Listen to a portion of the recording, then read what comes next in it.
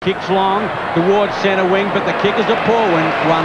It's gone out on the full, and the penalty free kick will be taken on the outer side there by George Fiacci. Fiacci with the left leg puts it in towards the half-forward line, looking for Darren Smith. Seabone too strong, and a fine mark at centre-half back. Seabone over to Gibbs. Now can the Bays go forward with some method up towards half-forward? Simons beautifully put to that player, and Tony Simons, bandstand side, has the lead on Maynard's his target, goes towards that player. It bounces beautifully for him. Handballs back towards McTavish. McTavish away, up towards full forward it goes. Malikan in front, Delaney the spoiler. Chigwin the crumbs. A chance for the Tigers. Up towards full forward. Oh, great mark. To Lyndon Bowe. Dropping down from the centre wing. And Lyndon Bowe now. A chance to put the first score on the board in the match. 3 minutes into the first term. The 1989 Grand Final of the Foundation Cup. Lyndon Bowe, very acute angle, straightens up slightly. He's hit the post. Only a point to the Tigers. Are the Tigers a point? Port Adelaide yet to get onto the board. The goal post still rocking due to the power of that kick. 3 minutes gone in the Foundation Cup Grand Final. Roger Delaney has really found his niche at full back. The pass out to Hines was good. David Hines, that kick wasn't so good. It's a wobbly one. It's taken by Marshall. Clever handball over towards McTavish. Back to Marshall in the 1-2. He kicks but long. It's wide to the forward pocket. Delaney the destroyer once more from behind. Great play, percentage football by Roger Delaney. Out of bounds, right forward pocket. The Bays a point. Port Adelaide yet to score at the throw-in. It'll be Malikan in front. Try to get the tap down, all farmed out there. Maynard can't get it. The handball from young Mansell was sleight of hand stuff, but he couldn't control the ball in bounds. Throw in right forward pocket, about 10 metres around. Can you believe the crowd at Football Park? What a win for SA Footy. Malikan gets it down again. Aerial ping pong there, can't get it out. Stringer looks for help there, lost the footy. Still they can't pick it up. The bodies go in hard. Coming away is Hines. Couldn't get it clear. Ginniver through. Did it well. Back towards the half-back line. But a free kick has been picked up. Will go the way of Port Adelaide. And the acting captain, Tim Ginniver, will take it from the back pocket. Umpire Michael Abbott in the screen at the moment. His co-umpire tonight, of course, is Laurie Argent. Tim Ginniver now. The best rovers in South Australia. From the back pocket. Gets very close to the man on the mark. Towards centre wing, Miller went up high, the former Carlton player who's been in scintillating form for the Tigers on the half-back flank. Humps the ball away and it goes out of play. Gee whiz, what a magnificent atmosphere. There you saw Miller, the spoiler. Over the top, Christie Marshall, taken by Wharton, then he loses it, tries to crash through the pack. Obs the charge, Ginniver, good work by the Maggies. They run the ball out of defence, a wobbly kick to centre half forward for the half-forward flank of Marnie. Strikingly, Pingy's got his name on the football already. Brown up towards full forward, looking for Hodges. Orbit chipping in there. The mark has been paid. Yes, it has to Thompson. Robbie Thompson of the Bays. Well, that looked all set up for Hodges then. Perfectly timed by Thompson. The kick is long. Oh, huge leap by Hines. A magnificent mark. Well, the players lifting to this great occasion. That was a superb mark. Eyes on the ball all the way. And the kick is long, and that's an equally good mark taken by Dennis Russell. Very strong. Nearly 6 minutes gone. Oh, there's the kick. Well, that shouldn't be play on. I wouldn't have thought that player came over the mark. Dennis Russell can't believe it, and that's a point. Ian Day, how did you see that? Oh, Kim, that was wrong. That was bad umpiring. The player shouldn't be standing there in the first place. And he smothered the ball, and I doubt very much whether the man had gone away from the direct line of his kick. But nevertheless, that's the way the umpire saw it. The kick in is going short, taken by Seabone. In the back pocket, edges the ball out towards the outer side. Going to get a big leap out there. No, never got away, Scotty Salisbury. But the umpire's going to give a free kick out there. It's going to the Bays, and it'll be Christie with the ball on the half-back flank. Edges the ball still further to the half-forward line. Gee, they're close to the line. Indirect footy by the Bays over there. Another free kick. This time it's going to Chigwidden. And actual fact, I said Ginniver was the acting captain. It was Greg Phillips who did the toss, so no doubt he is the acting captain for this evening. Boyd can't handle it. Comes out wide. Bowe couldn't get it. Throw, according to Mike Abbott. And the penalty free kick will go backwards to Greg Boyd. Boyd from the back pocket. Outer side. Towards centre wing he goes, looking for Darren Smith. He uses the body. The ball is stumped away from that player. Heavy body work at the moment. Phillips with a footy, throws it out to Rowan Smith, who took it beautifully, then gave a great handball to Northeast. Wobbles a kick towards centre-half. Oh, great mark on that occasion to Hodges. Strong hands. Great hands by Scotty Hodges. And he's at centre-half forward. It'd be 45 metres. There you saw strong hands under plenty of pressure. Hodges going towards the lake end. The high kick, it'll be offline. Yes, it's only a point. So the scores are tied away. Almost 8 minutes into the first quarter of the grand final of the 1989 Foundation Cup. 1 point apiece. Ross Gibbs with the football. Assesses the situation, decides on a short pass and finds Tony Simons, who's moved down from his forward pocket. He was named on the wing, hasn't started there, and that's a very well executed kick to find Scott Salisbury, the acting captain for the Bays. Easily one of the most courageous players in South Australian football. He gets good distance with that kick. Underneath it is Garton. That's a strong mark. Should be a good competition. Adam Garton, Greg Phillips, 15 metres. Garton looking up forward for Melican. Melican couldn't control the football. Fiachi picks up the crumbs, his first game for the season. It's now taken by Tregenza. Tregenza kicks wide. He's an exciting player, Tregenza, looking for Smith. One hand on the football, couldn't take it. In there for support was Donovan. He was well tackled. The umpire letting the play go. Donovan once more out towards Thompson. He cleverly taps that ball out to Miller, who's been very impressive for the Tigers since being recruited. His handball over to McTavish. He looks a fitter player this season. In turn, it goes over to Maynard, the master of finding space, and he finds Lyndon Bowe, the Broken Hill recruit. Exciting prospect, Bowe. He's kicked 1 point already. That's 60 metres out. He puts it to the head of the square. Oh, Garton got moved out of that. Now it's picked up by Boyd, wearing number 17 this season. Normally wears 22. Decided to change it as good as a holiday. The ball is tapped back towards Thompson. He's been prominent in the early minutes. Christie back to Bowe. So too is this player. And there's, oh, Simon should have held it. He normally would. Phillips to Wharton. And the Maggies are out of trouble. Back towards centre wing. Darren Smith, Seabone. A race for the footy. Smith in front. Busted off the ball. Oh, in goes Scotty Salisbury. Courageous stuff. Smith tackled. I tell you what, it's rugged stuff at the moment. Northeast up towards half forward. What a great opening by both sides. Up high. Hodges. A chance now for Rosona. Go. Oh, then he's good. It's home. The first major. Test your IQ. Question. What's the difference between the Pulsar Q and the Quokka? Answer. The Q seats a quintet of QCs, while the Quokka has room for just one passenger. Question. What's the difference between Nissan Pulsar and other small cars? Answer. Pulsar's the one that Car Australia has named Best Small Car 2 years running. That's quite a car. That's Nissan know-how. 10 minutes gone. 7 points, plays 1 point. The breeze very minor here at Football Park, perhaps favouring Port Adelaide's end, which is the northern end, or the lake end. In there, Garton tried to get the handball away, had to follow up himself. Intercepting was Hines. Marshall tried to kick it off the ground. That gave Brown an opportunity. Oh, Thompson. Another crude tackle on Wharton. He's not happy, but he really did approach him a little too front on then. And Laurie Argent was right at the scene to adjudicate that decision. Back there was Russell. 2 Glenelg players flew for the football. It's picked up by Jennifer. He snaps towards goal. Plenty of height in that kick. Rosonico underneath it. The ball goes out of play and we'll have it thrown in that left forward pocket. 1-1 to a point. 11 minutes gone first quarter. Port Adelaide in attack again. Stringer off Allen type. That is Alan Stringer. And it's young Dean coming in for his first run. Unusual to take Stringer off so early unless there's something amiss with him. In the back pocket, it's McTavish unloaded. Quickly thrown out by Brown, but he gives it to Rosonico, who's out of play in any case, and the ball will be put back into play in the left full forward pocket. Well over 30,000 people. What a magnificent night for footy. 2 great clubs, all the action, and they're putting everything into it. Mansell gets it out. Off the half-back line, Miller, high. Up towards Garton, who stands his ground. Hines it was.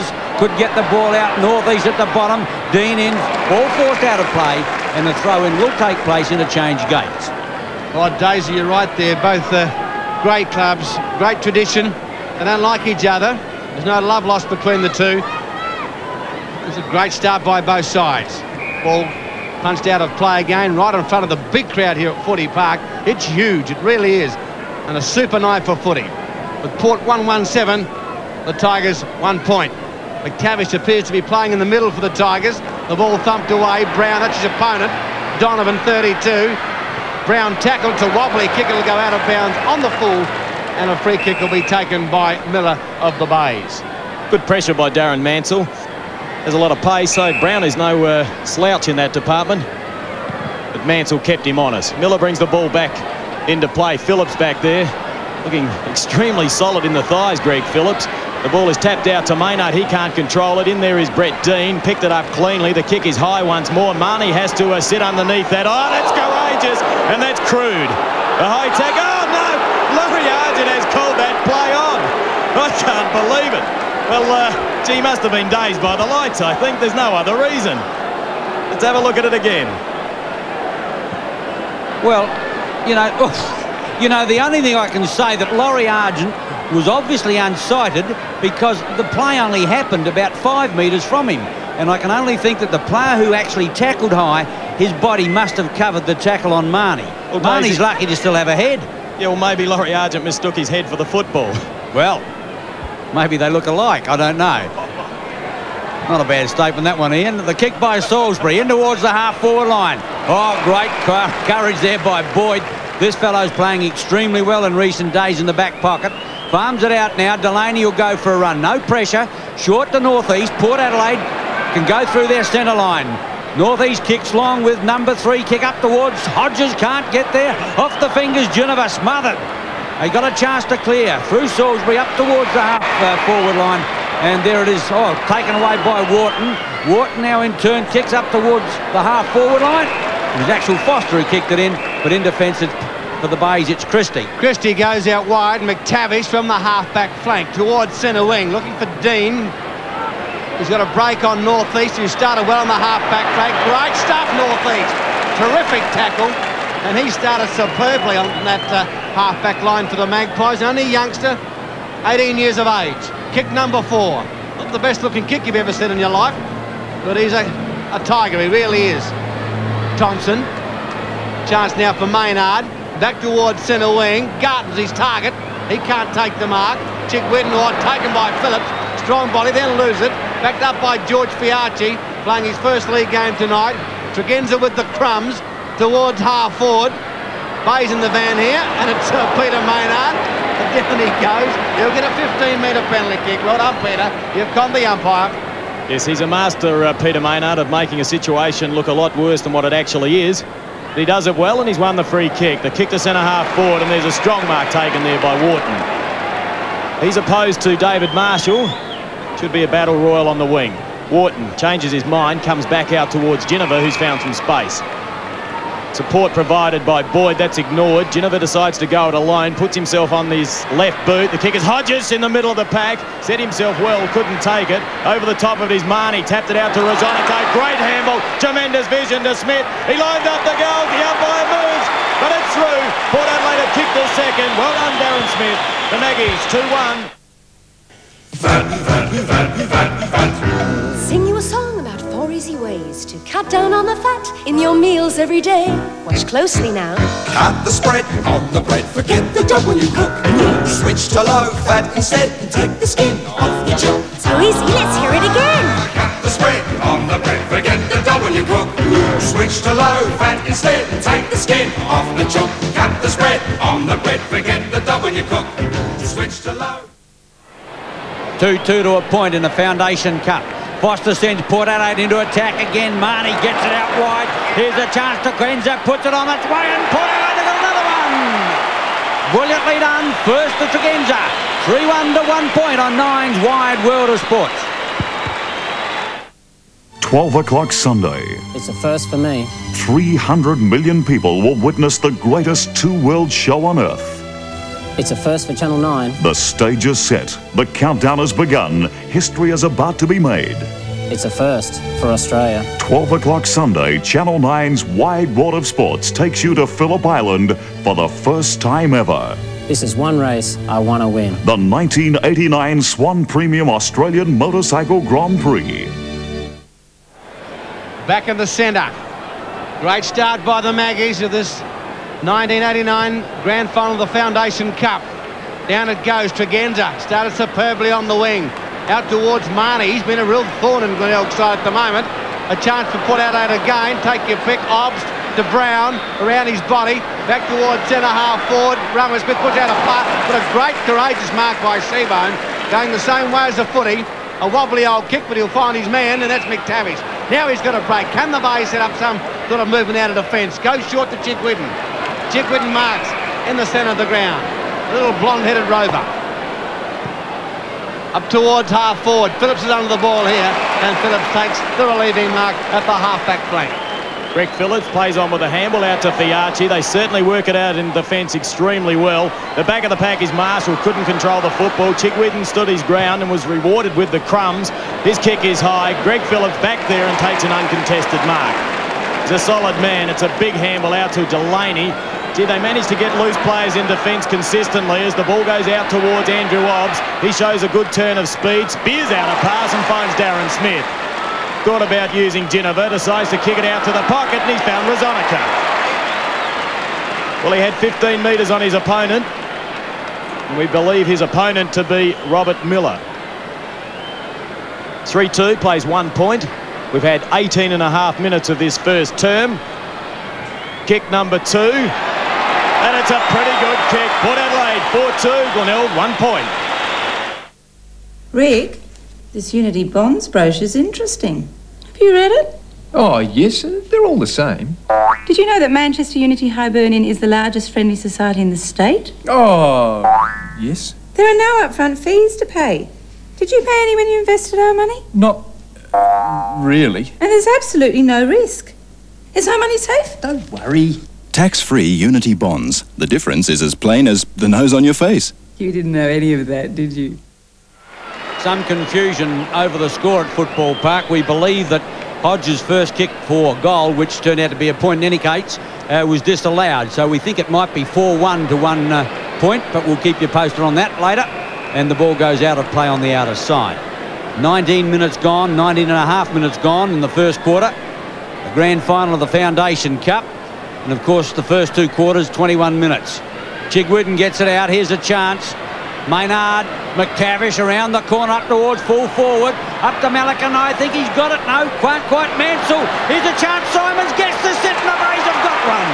Or do they ever needed that? The Bays 1-1. Port Adelaide 4-1 on Nine's Wide World of Sports. Yes, beautifully done by Tony Simons. That's been a feature of his play this year so far in the Foundation Cup. He's enjoying the freedom of running around the forward lines into the pocket. Read it beautifully off hands. Delaney, Melican, ball to ground. And a good handball coming out. Simons favoured by a good bounce. And running into an open goal puts the Tigers' first major on the board. Centre field with Laurie Argent. It's a perfect bounce. Perhaps, in fact, it favoured Christie slightly there. He thumps it out towards... In fact, Greg Phillips picked it out. He got it out towards Brown. Brown's kick towards Darren Smith. He couldn't take it. Foster body over the ball. Tapped out by Bow out towards Salisbury. In fact, Robert Dean it was. Thompson. And there's a dead heat. The ball at centre half forward for the Magpies. 25, plays 7. Only seconds remaining in this first term. Christie taps it down towards Chigwidden. He recovers after not taking possession initially. And there's the siren to end the great first term. Glenelg 1-1-7, Port Adelaide 4-1-25. Yes, we'll come back to the exciting second quarter of the grand final of the 1989 Foundation Cup on Nine's Wide World of Sports.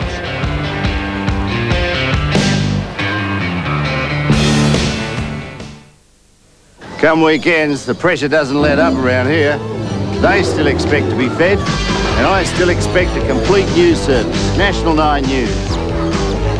I get all my weekend news, weather, and KG tells me who won what, all within half an hour. No unnecessary banter or padding.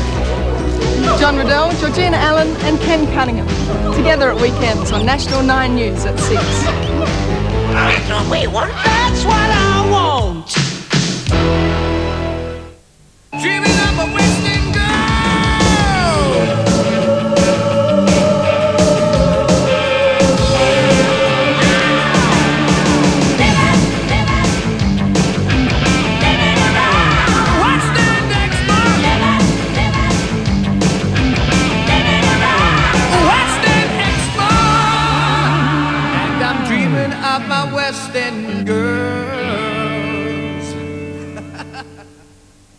Oh, Oscar. When this happens, don't lose your temper. Try paper training him first. If he goes here, praise him. He'll soon learn where to go. When he forgets, Exelpet now has an amazingly powerful stain fighter. New N-Stain. N-Stain puts a quick end to the toughest stains and odours. N-Stain leaves you with the joys of a puppy without the stained relationship. The best they can get is you and Exelpet. Be with you in a minute, Paul. Business looks good, Andy. Yeah, well, good product. And good people. Doing any advertising? Yellow Pages. Yeah, we put an ad in when we started. Been prominent ever since. We put the ad in? Cost a few bob, wouldn't it? Paul, this ad makes money for us. More people ring from Yellow Pages than anywhere. I'll get it. The Telecom Yellow Pages works. To be in it, ring this number. Stop, look around. You get the best deal in town. At Monty Motors, we'll make it happen for you. Yes, we've got the best. That's the secret of our success at Monty Motors. Your driving dreams will come true. Monty Motors. Ford dealers of Port Adelaide, 1013 Port Road, Cheltenham.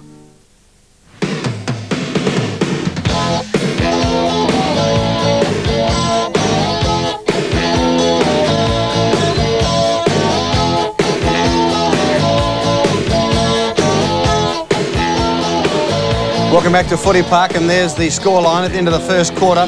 4-1-25, the Tigers 1-1-7. Certainly a fantastic first quarter there by the Magpies, and Graham Campbell on the boundary.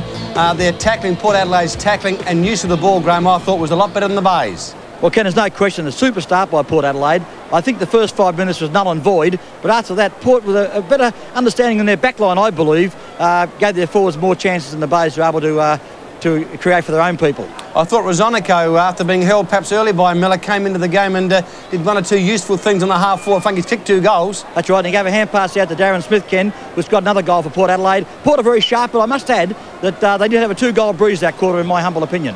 OK, that's the first quarter. Of course, it was a magnificent first quarter by both sides. Graham Campbell on the boundary there. Let's now take you to your commentators for the second quarter of the 1989 Foundation Grand Final. Kim Dillon and Ian Day. Port by 18 points as we commence the second quarter of the grand final. 4-1 to 1-1 at the bounce. Christie got the tap, not conclusive. Chigwidden gets it out. Bow with a chance. The Bays into attack, up towards the half-forward line. Simons looks for a running player, back to Maynard. Hooks around the corner, Fiacci can't. The bounce will decide. Here's a chance for Phillips. Read it well. He'll get Port Adelaide clear and find Tregenza, who's wandered down from centre wing into the back pocket. Tregenza now has a lot of time to kick the ball. 7th kick up towards centre wing. Well done, Garton. The kick is a shocker. Tumble punt. Phillips can't find it. Delaney off the left foot, goes round to the outer side, puts it out towards Wharton, who's coming down close to the line, but Wharton's quite happy to take it out. Bays into attack, going towards the lake end. Great first quarter by the Maggies. Phillips and Melican. Phillips in front, taken by Chigwidden, but sadly the ball goes out of play. Gee, a great first quarter, and this big crowd here at Footy Park really enjoying this contest between Port and Glenelg. And now, of course, the Bays going with the breeze. Can the Tigers get back into this game? Great start by the Maggies, stumped away by Geneva. Out towards Wharton, but once again the ball goes out of play. Ken, we've seen in the night games really that end has been the scoring end, the one to which the Bays are kicking to now. So, you know, 18 points really is nothing. You're right, Daisy. Spot on. Has been the scoring end, but once again the ball between Phillips and Melican has been forced out of play. Well, in most previews of this game, it was suggested that Port Adelaide's advantage would be in defence, the way they move the ball, and that's certainly proved to be the case so far. They've got a great understanding back there, and Phillips is certainly the leader in that area. Obst over the top, out towards Salisbury. His hand pass was smothered. Brown intelligently kicks that off the ground, but it was intercepted by Christie. He tried to get that across to Marshall. Couldn't quite find the outstretched arms of that player, and we'll have a throw in once more on the outer side. I would say that crowd is very close to 40,000 people, which is absolutely tremendous. Hines Had an airy then, didn't quite make contact cleanly. Ginniver tries to thump it forward. It now goes back to Marshall. His kick goes back towards Phillips. Over the top there was Mansell. Now picked up by Tyler. Phillips farms out a huge left-handed handball. It misses its mark though, and it finds McTavish. He was well tackled. So too that player there in Maynard it appeared to be. Now the ball is kicked off the ground. Now it's Tregenza, a chance to use his great pace, and he's got far too much for Simons as he brings that around his body and just keeps that ball in play. A kick to touch. We'll give him the benefit of the doubt. Port Adelaide won't let the Bay playmakers get clear.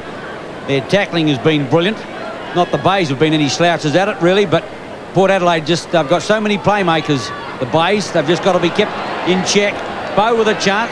Almost a Shepherd. Gee, they took him out in a hurry. Simons gets it out. Here's a chance now. Thompson puts it on its way. If that's got the distance, he's held it.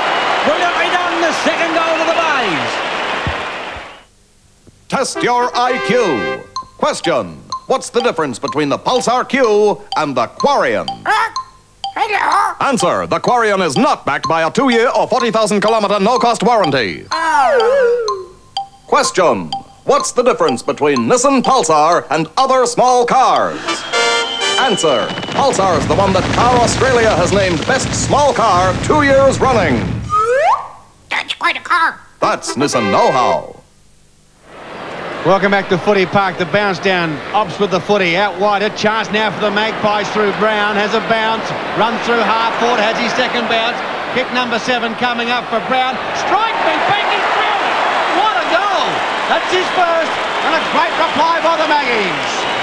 Well, that was an absolutely incredible passage of play, and David Brown is proving to be a real star thus far in this game. He's playing in the middle of the ground, and he's doing it with quite a deal of poise. And Graham Corns has recognised this. He's put Stringer back into the middle. He's put Tony Simons to a centre wing, and Kim Hodgman's come on the ground at the expense of Lyndon Bowe, and Hodgie's gone to a forward pocket. Great play, though, David Brown. Yes, I wouldn't think Graham Corns would be too happy about Brown getting it so easy. No pressure put on him at all. Ran 35, 40 metres. At the bounce, Hines against Christie. Christie's tap. Well taken, Stringer smothered.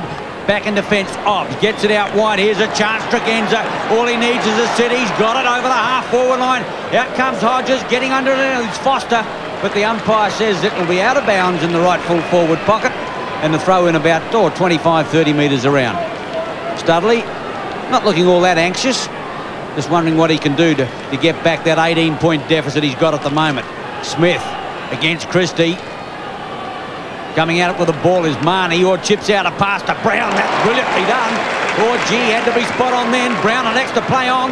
He's going to put in a long one. The umpire said he's got his second. Oh, he's hit the woodwork. Unbelievable. Oh, so close. 1 point only to Port Adelaide. Gee, I wonder whether Alan Stringer's fit. He didn't chase Brown at all on that occasion. Didn't put him under any pressure. The kick-off. Christie. Young Tregenza's on the wing. He's killed him so far for Port Adelaide. Kick number 4 for Christie. Tucked away in the back pocket, outer side. Towards centre wing. Garden. Over the top, Phillips. Ball to ground. Jigwitten with the crumbs. Loses the football. Wharton back towards half forward. Taken by Christie. Great tackle by Ginniver. Supported by Miller. The handball is loose towards Gibbs. He swings it around his body. Back towards centre wing. Up they go. Ball to ground. What charge now for Brown again. In front of the pack. Takes it the long handball. Pushed again under the hammer. Takes possession, then loses it. Call of play. Well, he could have got a free kick, Tregenza. Not paid by umpire Laurie Argent. And he'll call for a bounce down at centre half forward. Gee whiz, what a game of footy. 6 minutes into the second quarter. Port 5-2-32. The Tigers 2-1-13 on Nine's Wide World of Sports. Well, a few of these senior players for the Bays are certainly having their mettle tested by the younger Port Brigade as Russell kicks that out towards the boundary. In fact, he's kicked it out on the full. Great pressure being applied by Port Adelaide, and they're achieving the results on the scoreboard through that pressure. The ball is brought back in, loose checking, and Glenelg appear to be a little rattled as Wharton takes that ball, and I would suggest he'll make the distance. He'll be kicking from about 50 metres out. But David Brown is certainly dishing it right up to Alan Stringer, and so too is young Tregenza to Tony Simons. Let's see what Wharton can do. He's put it up high. It'll fall short. Russell sets himself. So too to Darren Smith. Ginniver in there. The crumbs of it picked up by Donovan. His kick was smothered. Rowan Smith. He's a real sharpshooter. He loves the goals. I think he kicked it. Another goal. Weekly shopping Yes. I need fat. You'd be amazed at the high level of fat in the different foods you choose to eat. And eating too much fat can cause health problems. Fat has been linked with heart disease, strokes, diabetes, and cancer. And that's a fat price to pay for any meal. To reduce the amount of fat you're eating, try the recipes in the Serve Less Fat cookbook, available from selected stores. You really feed them well, dear. Port Adelaide by 25 points as Alan Stringer sends the Bays into attack. Up towards the forward pocket. There it goes out of play about 35, 40 metres around. Brilliant smother there by Port Adelaide as the Bays look certain to clear. And of course Rowan Smith snared it and kicked a goal. 6-2 to 2-1. At the throw in Melican. Try to hook it back. Phillips under pressure. Melican a chance. The big fella needs to sit here. No one to help him. In fact, that could be out on the full. Although the umpire ruled that the ball came off the knee of Tyler. It must have been not below the knee and therefore not classed as a kick. Throw in. Hines, Melican, or Mansell a high tackle. Play on as the call. And umpire Laurie Argent will call for a bounce. It'll have to be one of two things. A high tackle or holding the ball. And I must confess this new interpretation of the holding the ball has certainly gone by the wayside tonight in this grand final. The tap away, taken by Northeast, goes towards the line. Foster coming in, down went Simons, but Port Adelaide, magnificent. Northeast playing tremendously well on the half-back flank. Kicks towards centre wing. Chance for Stringer. It's tackled by Smith, a great tackle. Tries to get it out. Mansell over the top. Thumped away, but taken superbly by opposite Port Adelaide. Over the top to Tregenza. He's knocking up, getting kicks, Tregenza. This is not a good kick on this occasion. It finds Miller. Miller to Gibbs. Now a chance for the Tigers. A high kick. Out towards the outer side it goes. Thumped away by Wharton. Does it cleverly, but gets a free kick. Well, another younger, inexperienced player beating a more senior opponent as he puts that in high. Our front position was nicely taken then by Miller. He kept his eyes on the ball. He was taken out of the play, though, with a great tackle. But Donovan lent support, gave that handball back to Mr. Call, Ross Gibbs. He had a slight fumble, but he didn't panic. He never does. Out to Marshall once more. Wharton did well to thump that down towards the boundary. And there'll be a throw-in on that outer side. 9.5 minutes gone. Port Adelaide lead by 25 points through consistent and persistent pressure. Christie opposed to Darren Smith. Smith takes front position. Christie won the tap down towards Rowan Smith, who kicked that last brilliant goal for the Maggies. He hooks it around, centres it nicely. Neither player could take the football in. Donovan looked for a free kick. Play on's the call as Rezonico puts that back, and well-read Tony Simons on the last line of defence. Simons in the back pocket, covering plenty of ground. Kick number 4 for Russell. The Bays can't get any method in their game at all. Full marks to Port Adelaide for that. They just can't get a winner. Got a lot of playmakers, but they've got to get the ball. Well done, Garton. Can't keep it in play, and it's out at the interchange gate. 6-2 Port Adelaide, 2-1 Glenelg and Ken. I think Wharton is being troublesome for Marshall because he's got too much height. Yes, you're right, Daisy. On 2 or 3 occasions, he's outmarked David Marshall. Down towards Marnie. Another good player for Port Adelaide. Boots it high towards half forward. Seabone coming out. Should have got a free kick. Not seen by the umpire. Tregenza with the crumbs. A handball will be taken by Gibbs. Gibbs around his body. Back towards centre wing. Marnie under the hammer. Stood his ground very courageously with Marshall bearing down on him. He takes the mark. Goes out wide. Phillips is the loose man.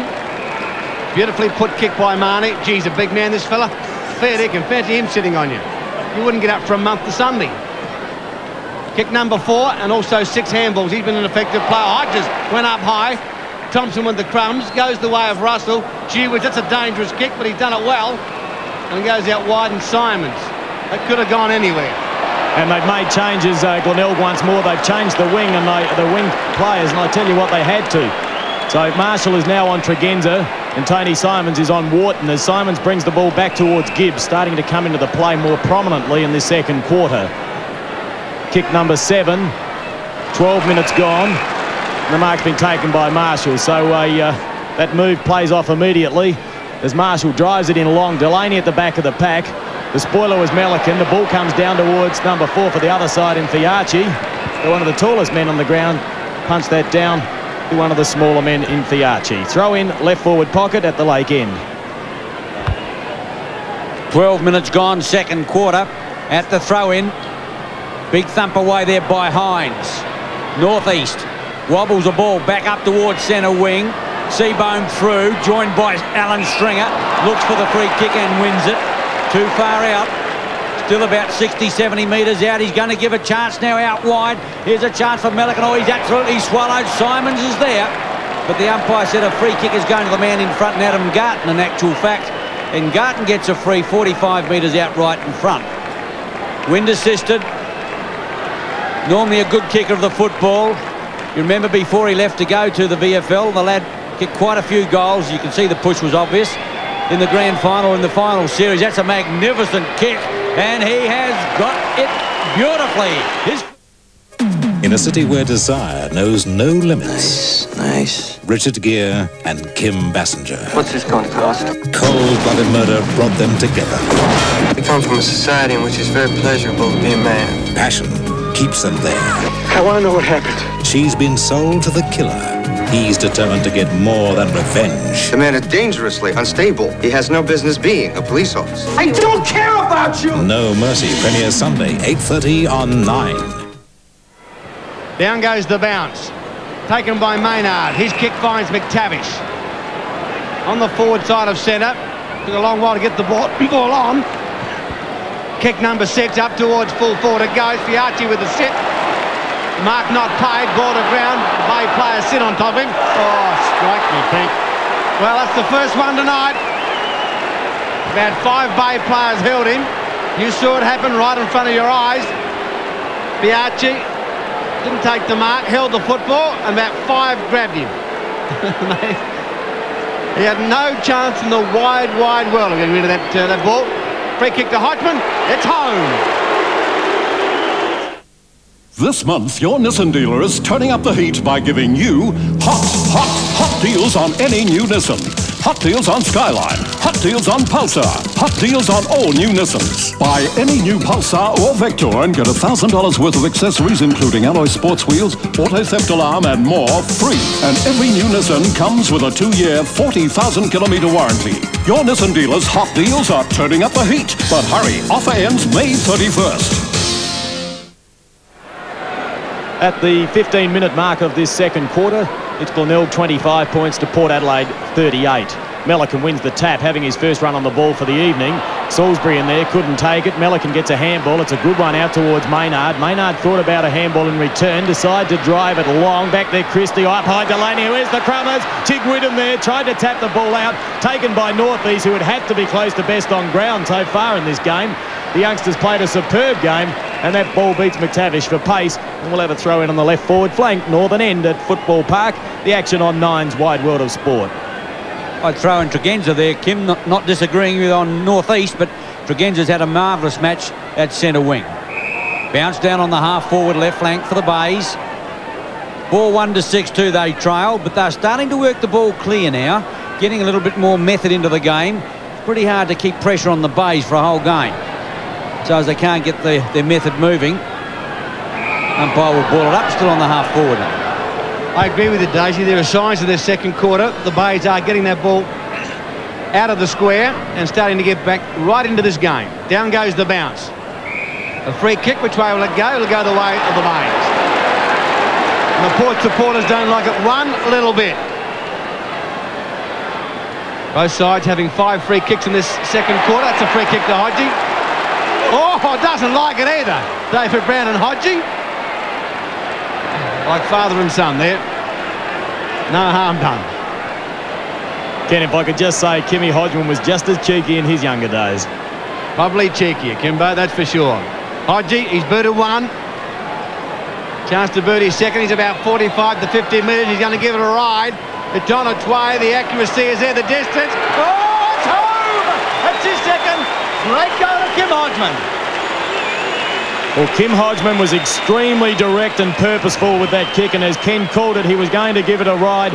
He wound up and, he only had one thought in his mind then, that was to get the distance and the accuracy, and he put that through the middle. So it's been a good move by Corns. Kim Hodgman, forward pocket, has kicked 2 goals already. 7 points the difference in the Foundation Cup. Melican, Hines gets a tap away. Darren Smith, Brown a chance. Smith got the kick up towards the half-forward line.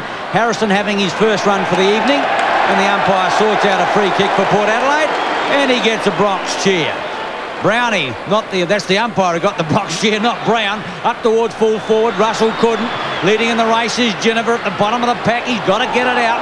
The umpire lets him play on. They still can't work it clear. Hodges was down on the pack, but the umpire will ball it up right on the edge of the Port Adelaide square.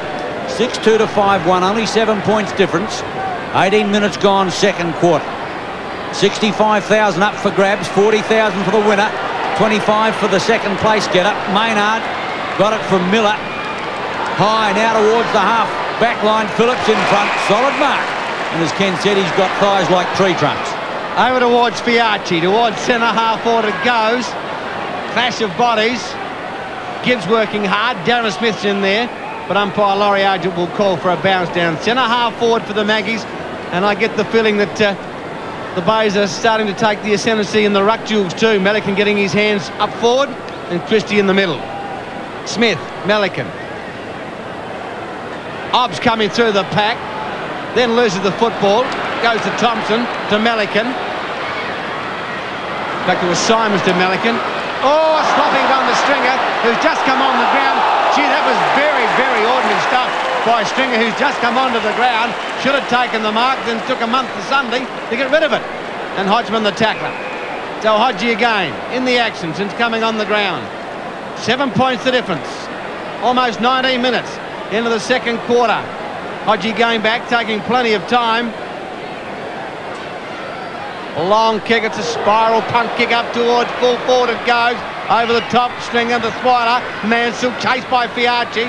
Mansell to Garden, the chance around his body. Delaney is there. Crumbs, Chigwedden, tackled by Delaney. Chigwedden, what's he done? I think he's got it, hasn't he? Yes, he has. Oh, the Bays, 6 goals, 1-37. Told the Maggies, 6-2-38. 1 point the difference.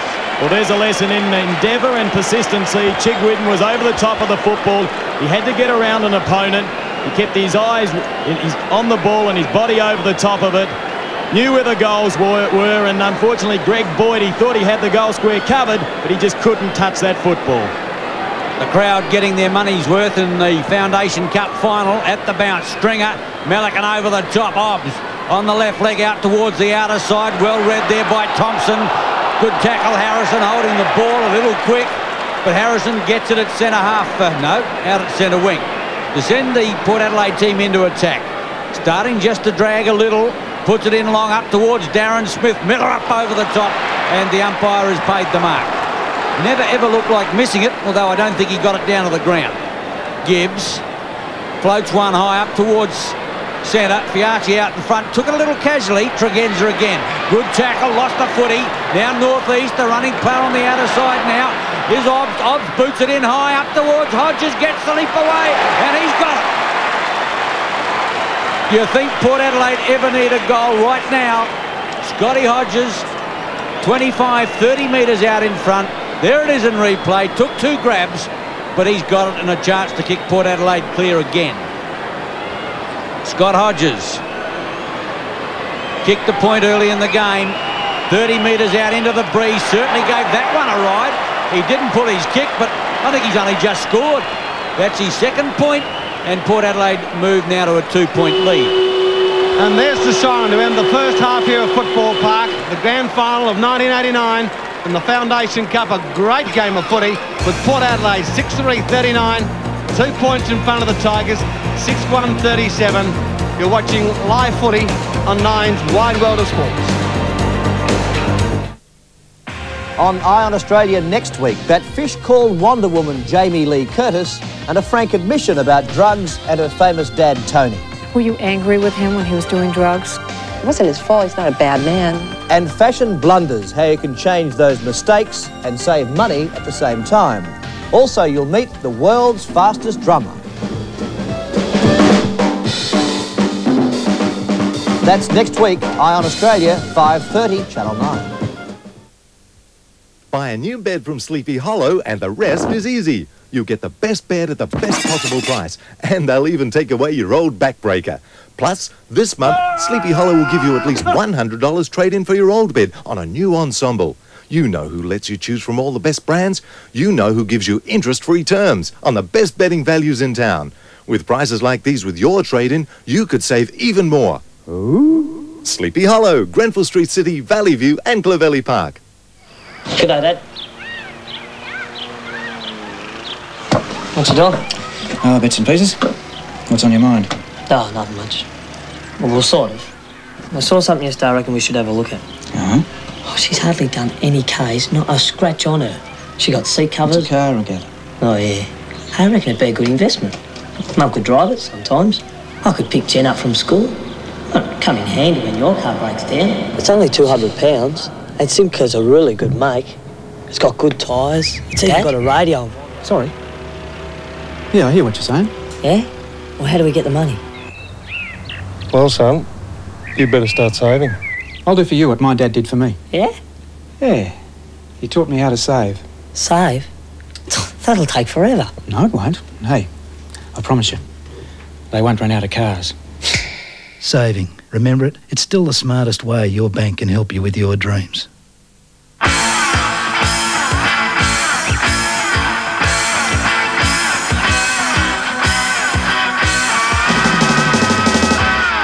Green light's on for the most exciting and competitive season in the history of Formula One, and tickets are on sale now for the fastest Australian Grand Prix, November 2 to 5. The best seats go quickly, so contact your nearest Bass office now. Accommodation's easy too. Just call Grand Prix Accommodation on 008 888 484 and make sure you're there when Adelaide comes alive.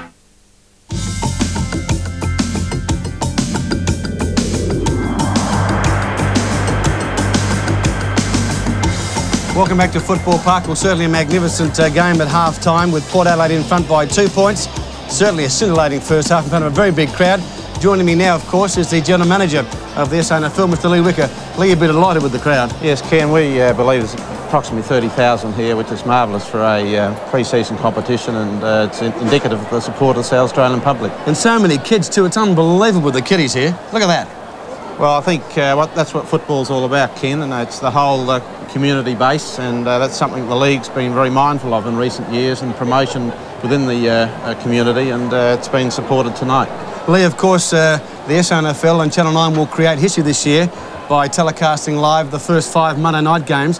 What has the league got planned in the promotion of those games? Well, actually, Ken, we're working very solidly on, again, promotional activities over those 5 nights. We're honing in very strongly on the family environment, the children. We're having special nights for the kids, special nights for the mums and dads, ladies' night, men's night. There'll be things like diamonds to be won here at Footy Park. From Class A Jewellers? Yes. Myers are bringing Mickey Mouse here. Mickey Mouse? I won't miss that for quids. I think that'll be fantastic. And we've got Roger David, London Menswear, who are making available marvellous prizes throughout the competition. Rowan Jarman, of course, great supporters of football through sporting goods. And the Sheraton Hotel and the SANFL are taking a family to the interstate match in July, which is part of our promotional activities. So a family could win that prize by coming to one of those Monday night games? Exactly, yeah. There's heaps of things happening over that 5-week period. It's been a busy time, Lee, for the league, and the season hasn't started yet. Well, I think, Ken, it's nearly 12 months of the year, and just to look behind us and see the response from the crowd and the South Australian public, it's certainly rewarding. Yes, it's amazing, Lee, just how much the public of South Australia has in fact rallied. When we were under pressure from the VFL, it must be very gratifying from the league's point of view that the families of South Australia have supported South Australian footy. Well, Ken, I think it's been indicative right throughout the Foundation Cup that the support we've had from the public, and they are the measuring stick of the success of any competition. And we're delighted with that response. And you'd have over, what, 30,000 here tonight? I think so, Ken. We're always looking to achieve records, and I think we might have just broken the record again for our pre-season competition this year, being the Foundation Cup. And of course, the early game tonight, we saw some of the youth of South Australia on display with the Nissan squad and also the North Youth side. And there again, we saw what's been done at the grassroots level, Lee. Well, Ken, that's an area that the league has worked on very hard in the last 10 years. We believe in strong promotion within the junior ranks, the kids from junior level right through up into the underage footy into league footy, and that's where kids learn their footy, and we're very delighted the talent that's coming through South Australian junior ranks. And of course later in the year we go to Victoria, and that's a very important game when we play the Vics at the MCG. Well, we haven't won there since 1963. Haven't been there for a while either, Lee. No, 71. But Ken, yes, every interstate game we believe is important now because the credibility of South Australian football is on the line. We've equipped ourselves particularly well in recent times, and we're taking that particular match very seriously, as we do with all state games, because there's so much at stake as far as our state is concerned and the standard of football in the state. And of course, Lee, tonight we're seeing Port Adelaide and Glenelg, two great clubs with a great deal of pride, putting on a great game of footy for us. Well, Ken, maybe it'll be 1-1 after tonight. Anzac Day, of course, they play again. It's the replay of the grand final, and I guess that's a promoter's delight. Well, Lee, thanks for joining us, and it is great to see so many youngsters here tonight, so many kids here, and I think Coke and Big Ben Pies have come to the party, ought to be congratulated as well. Yes, we've got great supporters right throughout the commercial industry, and Coca-Cola and Big Ben are regular supporters in this competition, and I think they're feeding something like 10,000 kids with free pies and Coke, so we're grateful for their contribution. Fantastic. Lee, thanks for joining us, and look forward to an exciting second half, and of course, just a reminder, on Sunday, again on Nine's Wide World of Sports, we've got the big one, the 1989 Australian Motorcycle Grand Prix, and of course 12:30 on Saturday, the qualifying day, 12 noon, it's the big one. We'll come back with more footy right after the break. This month, your Nissan dealer is turning up the heat by giving you hot deals on any new Nissan. Hot deals on Skyline, hot deals on Pulsar, hot deals on all new Nissans. Buy any new Pulsar or Vector and get $1,000 worth of accessories including alloy sports wheels, auto theft alarm and more free. And every new Nissan comes with a 2-year, 40,000 kilometre warranty. Your Nissan dealer's hot deals are turning up the heat. But hurry, offer ends May 31st. So shake hands with a hero. He'll really make your day. And keep motoring Australia. You'll need a Berkeley book one day. So shake hands with a hero. He'll really make your day. And keep motoring Australia. You'll need a Berkeley bloke one day. Top breeders tell why PAL is such good value for money. I used to feed my dogs all sorts of additives, vitamins, minerals, calcium, all that sort of thing, and it cost a fortune. Now I've changed over to PAL and it keeps them in lovely show condition. When you look at PAL, it's got everything your dog needs. All the top quality proteins, vitamins and minerals at the right levels. I wouldn't feed anything else. PAL gives my dogs what they love and what they need. Top breeders recommend PAL. Hey, ready to get beaten? No chance. Where's the TV? Right here. Ah, Maxi TV. You got one. Ah, it's fantastic. They cost $20,000. 25,000? Where did you... Here they come.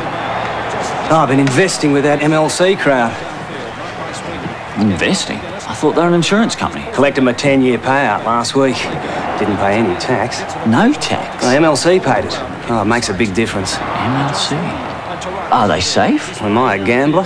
I was investing with them all through the recession of '94. Beauty! They don't take big risks. What am I doing with my money in the bank? Don't know. Oh, what a try! Fred! Fred? MLC. We help you take control of your future. When you're looking for winning action, Thrilling and exciting. join the 7 o'clock hunt for the big rewards. It's a business to be in nowadays, I'll tell you what. From $15,000 in luxurious furs, a $25,000 escape to India, and maybe all the cash they can carry. $13,000! Who will get the lucky breaks Monday? Nobody tell us so. Here on 9.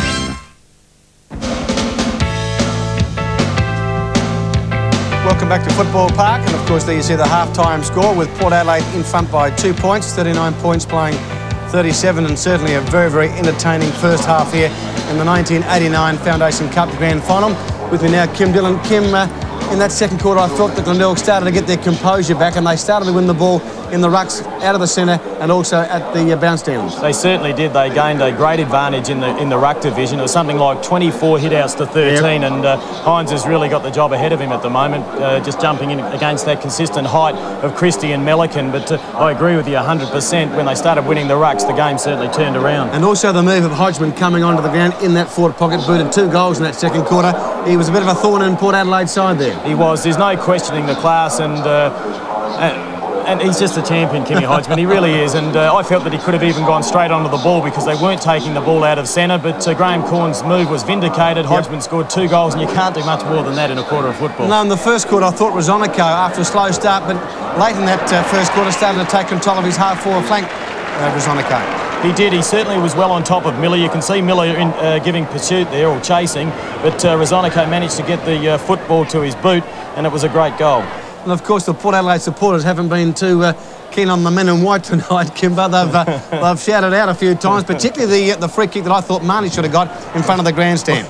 That absolutely amazed me. I was dumbfounded. I had to throw to Daisy straight away. I thought maybe I'd missed something because to me it was as plain as daylight, and Wayne Marnie was lucky to still have that thing sitting on his shoulders. Yeah, he's played well, Wayne Marnie, and so is young Tregenza on the wing. I thought his first quarter and a half was absolutely sensational, Tregenza. He's a very good player, and gee, it's great to see these youngsters challenging the authority of some of these name players tonight, and to me that's a highlight of the game. Tregenza's really shown a ton of class tonight, and there's some great individual duels out there with senior players opposed to the more inexperienced players, and the youngsters are winning at this stage. Yeah, but talking about the older guys, the more experienced guys, Simons, he loves to kick goals, Tony Simons, doesn't he? He does. He's a freak. He reads the play superbly, and that's why he's a class player, whether it be on the wing or in this forward pocket. I think it's a bit of a luxury to have him in the forward pocket, but if they can get away with it, it's great.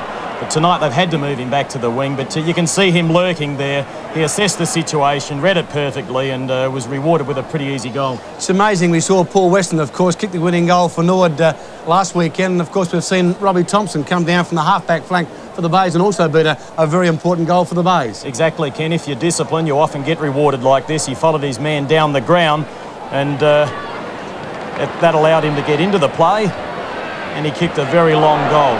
It was direct. There's the handball by Simons once more, and have a look at that. That's a magnificent kick. It really is. Split the centre. Yes, he's played particularly well right through the Foundation Cup competition, actually, Kim.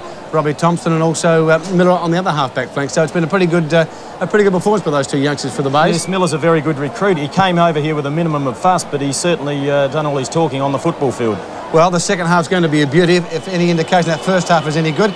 Let's get the thoughts of Mr. 1 to 10, Graham Campbell. Graham, have you seen the first half?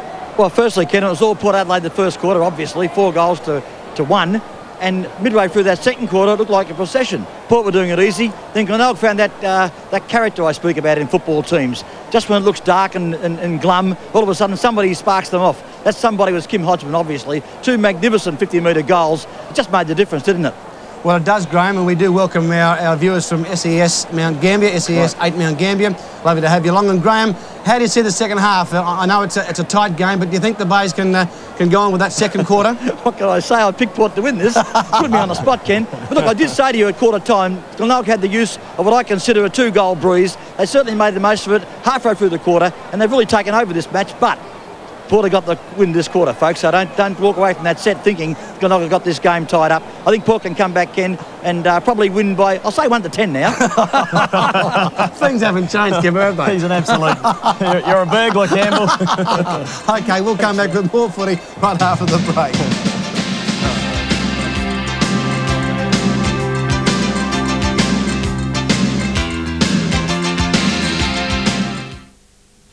Weekly shopping? Yes. I need fat. You'd be amazed at the high level of fat in the different foods you choose to eat. And eating too much fat can cause health problems. Fat has been linked with heart disease, strokes, diabetes and cancer. And that's a fat price to pay for any meal. To reduce the amount of fat you're eating, try the recipes in the Serve Less Fat cookbook, available from selected stores. You really feed them well, dear. Than your bark. Are you cock of the walk? When you're walking alone, because Jellicoe's cat and Jellicoe's do, Jellicoe's do and Jellicoe's cat, Jellicoe's cat and Jellicoe's do. If you want to see cats, you'll have to buy a ticket. We don't mean to drop any names, but do you know which manufacturer has the largest range of refrigerators, freezers, electrical ranges, washers and dryers in Australia? No, not that one. Nor that one. No, that's not it. Yes, that's the one. Glenelg Pacific. Glenelg Pacific has the largest range under one name. Rev it up, live it up. Everybody, rev it up, live it up. At Motor Show 89, rev it up. You can see all those big cars shine. Trucks worth dollars, bikes all a shine. They're all worth a look, all worth your time. Come see action and style right before your eyes. Wheels and meals and things to surprise. See Motor Show 89. Rev it up, Motor Show, live it up, 89. Saturday night on 21 Jump Street. I want to know how the dope gets in, and I want to protect my men. The kids in custody. Scared so much they have nothing left to be afraid of. An emotion-charged episode. You're it now, man. Then at 9:30. Stop playing games with her life. O'Hara. Just give me a chance. You don't need me anymore. A dangerous reunion. Ready? The action double is Saturday night, starting at 8:30 on the 9 Network. Welcome back to Football Park, and there you see the prize money in the Foundation Cup competition. The winner of tonight's game walks away with 40,000 big ones.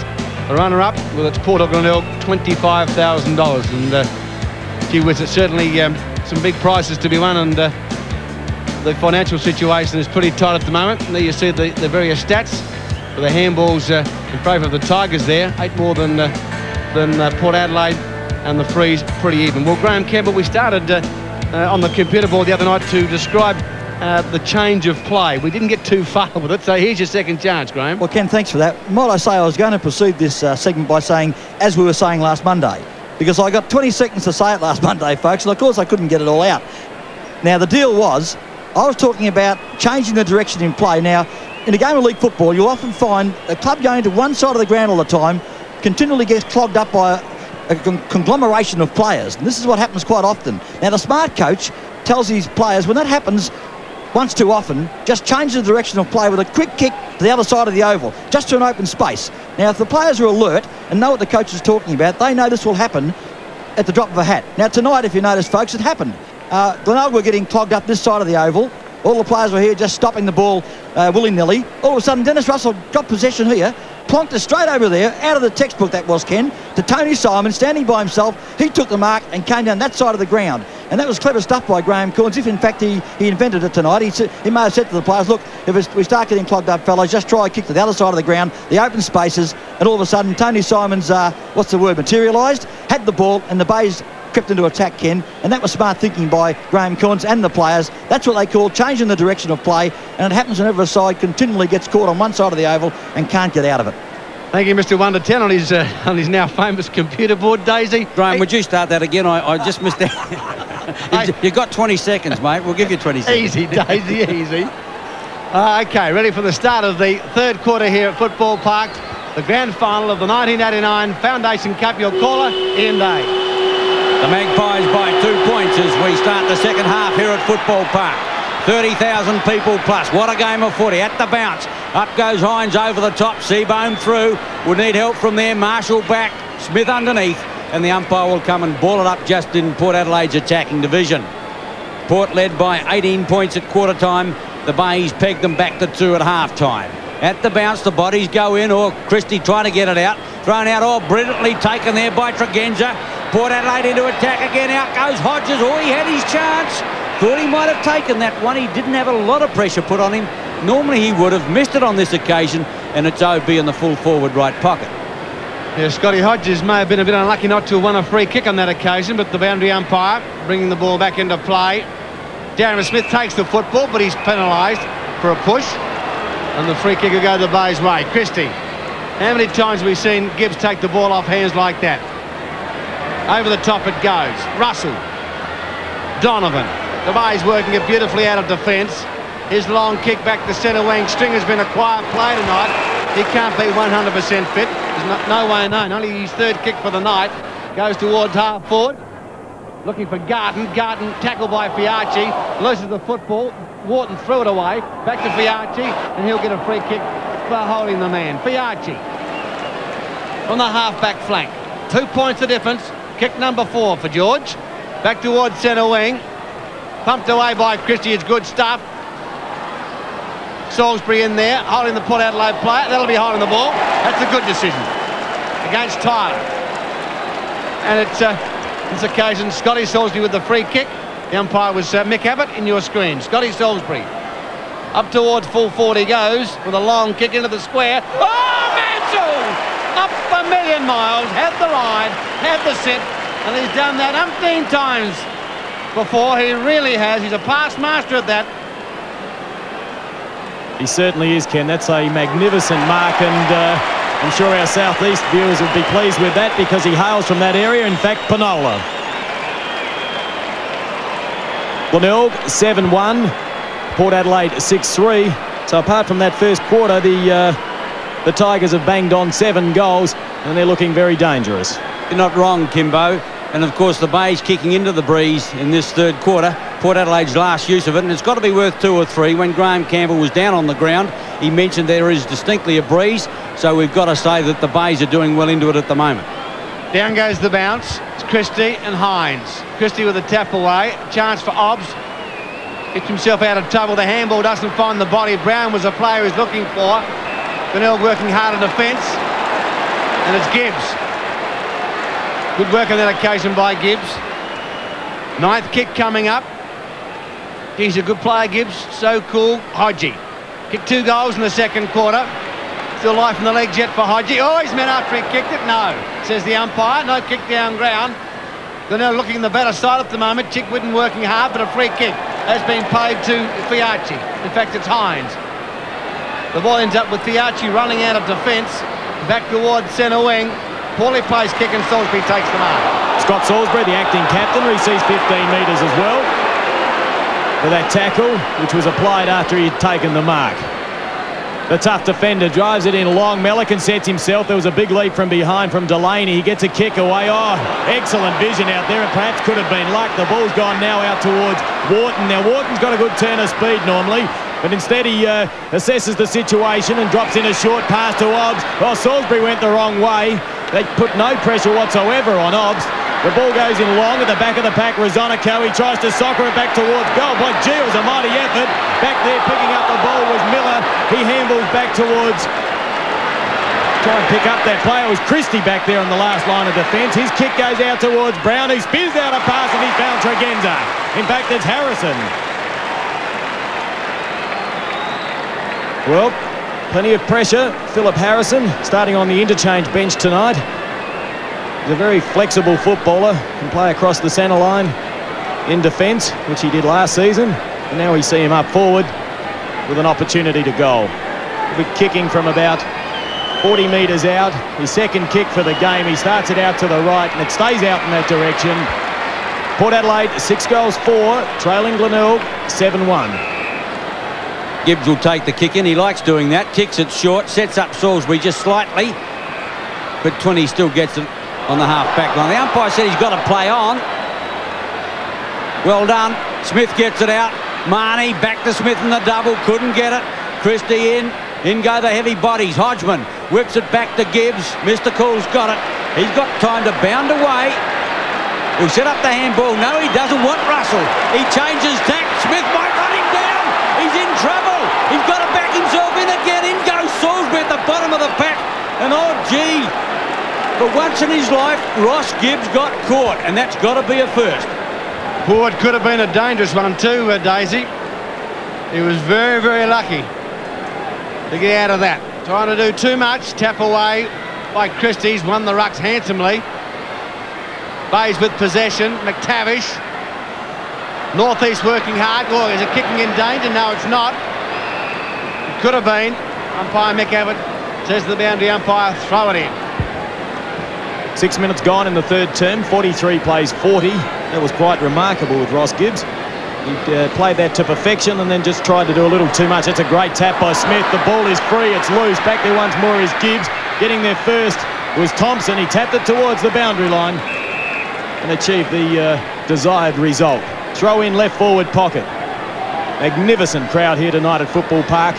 Well in excess of 30,000 is our estimation. and they haven't been let down as far as the standard of football is concerned. 3 points the difference. The ball is taken by Gibbs. This time he goes to the outer side of the ground, putting it out towards Marshall. The boundary line is close, and it wins out once more. 6.5 minutes gone. Throw in right forward pocket. The Bay's under pressure. They got back in the game well after being down 18 points at quarter time. Over the top, Stringer. Christie in front. Edges the ball back towards centre wing out there. It's Mansell who takes the mark, and Nigel from half-back flank will send the Bays out. Marshall runs him into a bit of a corner, but he kicks long. 2-on-1 back there. Phillips too strong, did it easily. He'll set it up towards centre. He's got Marnie clear. That's the way the ball goes. Centre field. Port Adelaide into attack again. He checks sides one in towards the half-forward line. A shocking kick, and Miller said thank you. Donovan's the running player. The Bay's now out of defence. Out towards centre wing. Stringer doesn't look as though he's fit. I agree with KG on that one. Rowan Smith does it well. Drives up. Smith's going to get the leap. The big fellow flies. Christie in front. What a fine defensive mark. Gee, what a game he's playing too, the big fella. He is playing an absolute rip snort of a game, Christie. His 8th kick, Miller. Bays, the Port Adelaide side going with the breeze, comes towards centre wing. Garden went up high. Alan Stringer the crumbs. Hodgie tries to get it through the pack. Androps tackled high. Simons, Thompson. The Bays up towards full forward. Melican sits beautifully for it. A handball to Chigwin. Couldn't take the handball, but tapped it on cleverly to Mansell. He's thrown away by Greg Boyd. Gee, it's hard stuff. It's good footy at the moment here at Football Park as we see the Bays in front by 3 points. Yeah, some great tackling. It's not too often you see Greg Boyd tackling so vigorously like that. He certainly reads the play well, and there he is once more. That'll be take 2 in that right forward pocket, and I certainly agree with you, Ken and Ian. Alan Stringer does not look 100%. He looks very lethargic. His approach to the football then was very poor. Melican with the tap. Taken there by Boyd once more. The spoiler is McTavish. The ball comes down towards Hodgman. He held back with the handball over to Thompson. In turn, McTavish on the end of the chain. And there's a stop mark. Oh, great mark. It appears to be Scott Salisbury at the bottom of the pack. Stood his ground. Brilliant football. It's his 4th mark for the evening. He's had 6 kicks. Eyes on the football all the way. Fiachi tried to spoil, but to no avail. And Trevor Jakes, the Bay runner, out to the umpire. Well, that's an interesting move. He's certainly having a good chat to him. There's a goal, nevertheless. Glenelg 8-1, Port 6-4. Sing you a song about 4 easy ways to cut down on the fat in your meals every day. Watch closely now. Cut the spread on the bread, forget the dough when you cook. Switch to low fat instead and take the skin off the junk. So easy, let's hear it again. Cut the spread on the bread, forget the dough when you cook. Switch to low fat instead and take the skin off the chunk. Cut the spread on the bread, forget the dough when you cook. Switch to low fat. Back down goes the bounce. Christie again, this time to Alan Stringer. Alan Stringer, a wobbly kick out towards half-forward. Harrison is there. Pumps the ball towards the safety of the line, and it goes out of play. 10 minutes into the 3rd quarter. And it's the Tigers by 9 points in a great game of footy. The Glenelg runner, Trevor Jakes, was out a few moments ago talking to Mick Abbott. Obviously, Cornsey not happy with 1 or 2 aspects of the umpiring. Phillips, Chigwin with a chance now. Stringer towards full forward. Melican. Oh, the Bays are playing champagne footy at the moment. Signs don't look good for the Maggies, but there's one thing you should never do in football, is write the Maggies off. Melican is no more than about 35 metres from goal. Going against the breeze, taking plenty of time. Melican going towards the golf course end. Delaney on the mark. The left footer, it's on its way. Wobbles across the face of goal. 1 point. The Tigers 8-2-50. Port 6-4-40. Chris Melican, another part of the Southeast connection. A little inaccurate with that kick. 10 points the difference. 11 minutes gone in the 3rd term. Delaney tries a screw punt. He gets pretty good distance with that. In fact, he gets great distance. It just kept travelling. The ball taken by Marnie. He swings that around his body. Back there is Thompson. He's been very solid in defence. The handball goes out towards Marshall. They need this player to lift. He drives it out long, looking for Salisbury, who's in front of Taylor. Oh, the bounce favours Salisbury. The handball over towards Stringer, getting a few touches now in the last few moments. Milliken couldn't take it. The ball's there for Chigwitten. He leaves it for Hodgman. Hodgman with an opportunity for goal number 3, but he's kicked it out on the full. The Bay's still suffering up front. Milliken's not taking the marks he ought to. And if they could get a full forward to kick goals, gee, they're going to be problems for many teams this season. They still are, of course, the way they're going. Maynard, well shepherded. Simons runs back into trouble. Hooks around the corner. And down he goes. And I would think, Mr. Smith, you are in trouble. You don't have to be told. Darren Smith has been reported by umpire Laurie Argent. Maynard down. And there's a fight going on behind play. They're starting to run from everywhere. I think you'll find it's on with all the spite they said was going to happen is starting to erupt here at Footy Park in the Foundation Cup. Oh, gee, oh golly gosh. Down they go again. Wayne Marnie would rather have a scrap than a feed. In he goes again. Satellite fights everywhere. And we've got the whole 36 players. Maybe there's only 2, Marshall and Tregenza on the outer side. Alan Stringer doesn't look interested either, but the rest of them are right in it. Yeah, Alan Stringer not interested at all. He's standing about 100 metres away with his hands on his hip. And this is still going. The umpires are just standing back. I would suggest they'll be taking a few numbers. Alan Stringer says, what are they doing over there? I don't do that anymore. Well, that's a refreshing change. Our pal looking very innocent, Daisy. Been there and done it all, Ken. Well, that was a nasty one. Now, watch this. Oh, excuse me. Thank you very much. And that's interesting. Now, what's happened? The umpires, Argent and Abbott, are trying to sort this schmozzle out. The free kick has been taken by Simons. Well, gee whiz. What a game of football. We don't like that sort of thing to happen, but I tell you what, it happens in footy. Ken, will be interesting to see who comes the better out of that fight. Now, if they start headhunting, the side that wants to do it will lose the football game. Exactly. Harrison plays on a great tackle by Manson. It's heavy work. Garden. And a free kick. Someone got whacked. Tregenza's got whacked by somebody. Kimbo, did you see it? Well, it was Alan Stringer.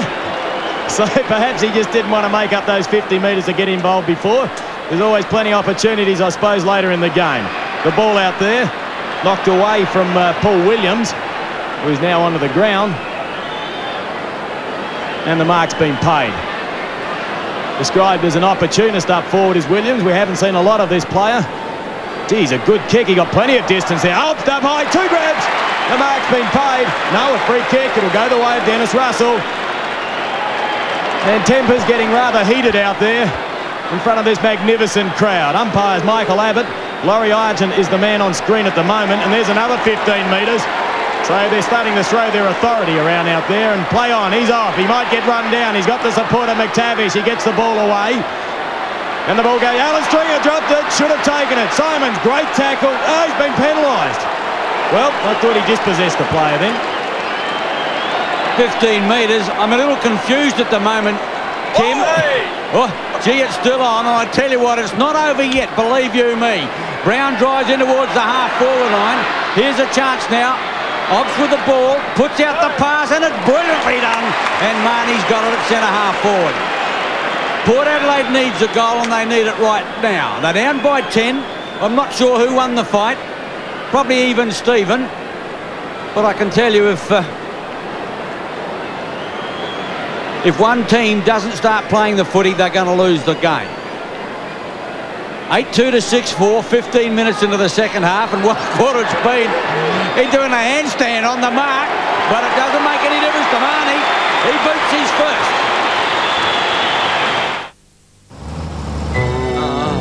What you gonna do at the end of the week? What you gonna do when you're feeling kinda meek? What you gonna do when the clock says you're free? Let's do it. I'm gonna have my mates drop in on me. Gonna have my mates drop in, wasted. Gonna have my mates drop in. Gonna have my mates drop in for a West End drive. West End Drive, when your mates drop in. The Magpies go forward once more. They've certainly enjoyed the commotion over the last 5 minutes. But it's Ross Gibbs back there. Oh, there's a good mark taken there by Williams. Paul Williams, he looks the part. Drives in long once more. He is a magnificent kick, Williams. Rowan Smith at the back of the pack. Down there is Miller. He took the crumbs cleanly. Maynard will have to stand his ground. Getting back underneath at Williams. Maynard, northeast, playing a great game this evening. The handball out towards Darren Brown. In fact, David Brown, I should say. Miller going through solidly. He was retarded and will win the free kick. Nearly 17 minutes gone. There's only 4 points in this game. And by gee, the last quarter of football is going to be magnificent. Christie over the top of it. Donovan looking for a free kick. Not paid. Play on the call. Now it comes out with Marnie and he finds Darren Smith. Ball goes in now to Tregenza. He gets it out. Rowan Smith hooks around the corner. The umpire gets underneath it. And Port Adelaide hits the front. Rick, this Unity Bonds brochure's interesting. Have you read it? Oh, yes, they're all the same. Did you know that Manchester Unity Hibernian is the largest friendly society in the state? Oh, yes. There are no upfront fees to pay. Did you pay any when you invested our money? Not really. And there's absolutely no risk. Is our money safe? Don't worry. Tax-free Unity bonds. The difference is as plain as the nose on your face. You didn't know any of that, did you? 18 minutes gone in this third term. It's now the Magpies by 2 points. The spoil away goes out towards Maynard. He handballs. He tried to get it to Chick Whitten. Chick Whitten still over the top of the football. Well done, Jennifer, as he chipped in to paddle it out towards his teammate in Hines. Gee, they're trying to push the ball forward at all costs. Jennifer in there. He's been quiet tonight. He gets the clearing kick away. Back there is Russell. He was in the best position. In fact, it was Donovan. Now Russell. Close to the boundary line. Rozonica keeps it in play. Back to Marnie. Marnie a turn over towards Hodges. He bolts towards goal. What great tackle. Great tackle. Play on. It didn't travel 10 metres. Strong tackle, McTavish. And eventually, umpire, well, it's on again. John Cale's out of the bunker. And a Port free kick out of that. Well, as Ian Day said, it's all very well to get involved with these scraps and fights, but you've got to play the football. And Glenelg have been penalised. They got sucked in then, only 15 metres out from goal.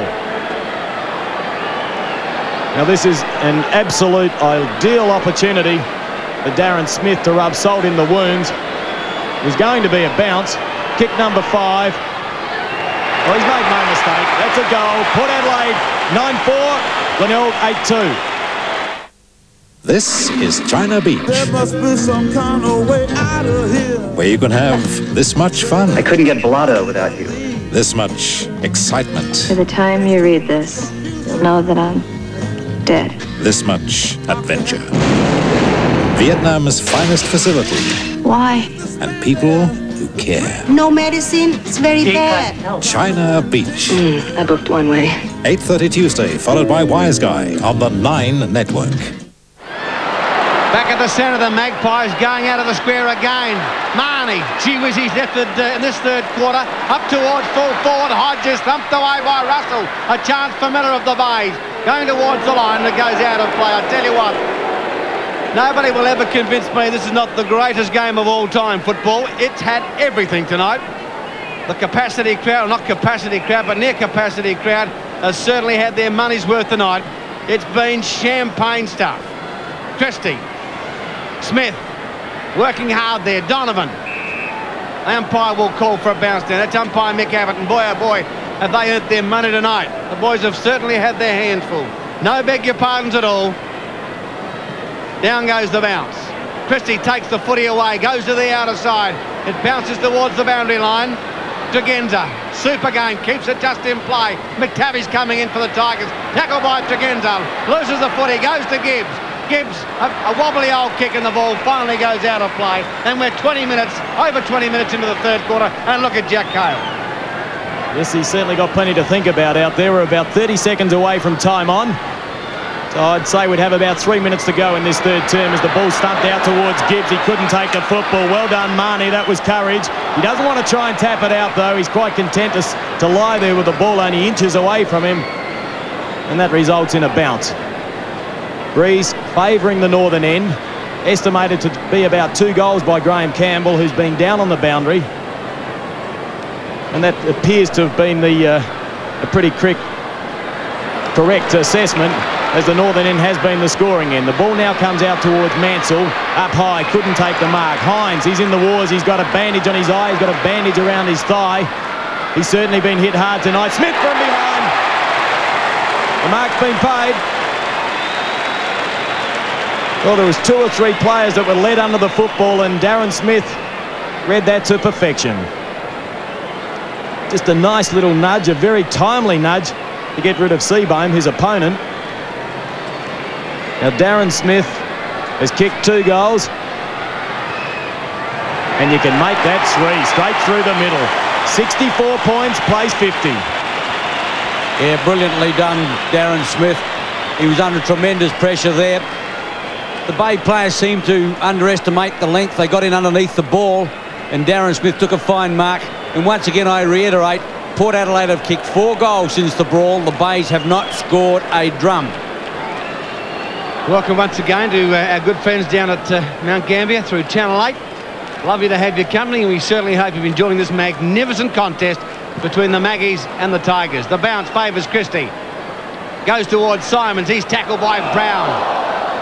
Gee, I tell you what, the tackling by both sides tonight has been absolutely superb. It's been fierce. It's been quick. You name it, and it's happened. 23 minutes almost into the 3rd term. Or Hines puts the body under the ball. A chance for Brown. There is Thompson. Will he get a free kick? Yes, he will.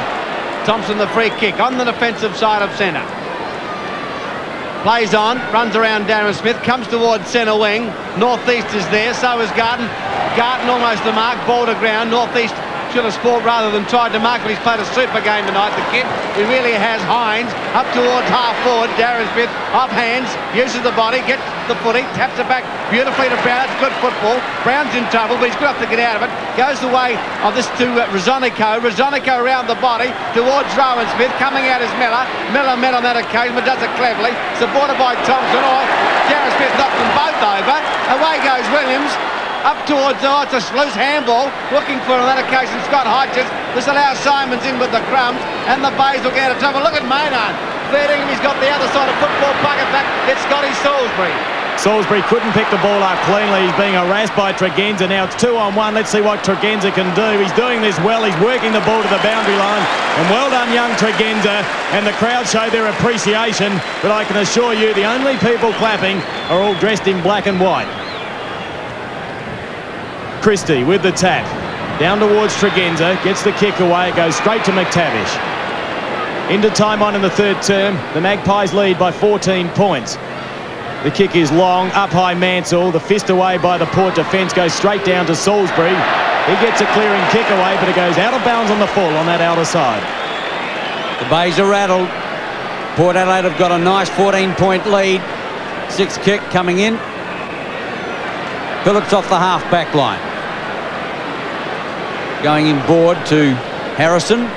Thought Harrison came on in the attacking division earlier. They put him back in defence. We've seen him mainly there in recent times and doing very well incidentally. The umpire said Scott Hodges has marked it. Can't score from there. He's 65-70 out, but he puts it on its way quickly up towards Smith. 1-on-1 at the moment in the front. Thumped away by Seabohm. McTavish in defence. Has time to lift his eyes. Oh, the kick's a shocker. Port Adelaide have got it ringed in. Obst almost up to centre. 25 minutes gone. Time running out in the quarter. 8th kick to Obst. He puts it in towards Smith. Big leap there. Almost Miller. Can't quite get it. Farms it out. Gibbs puts it out wide. Well done there to Salisbury. He in turn boots it further afield. Chigwidden in front. Hines in. Won't keep it in play. And the ball will be thrown in at centre wing on the outer side. Almost 3/4 time in the Foundation Cup final. And it's the Maggies by 14 points. A great 3rd quarter by the Magpies. And there it is to end the 3rd quarter. That was sensational stuff by both sides. Port Adelaide 10-4-64. Lead the Tigers 8-2-50. You're watching this great live footy game on Nine's Wide World of Sports.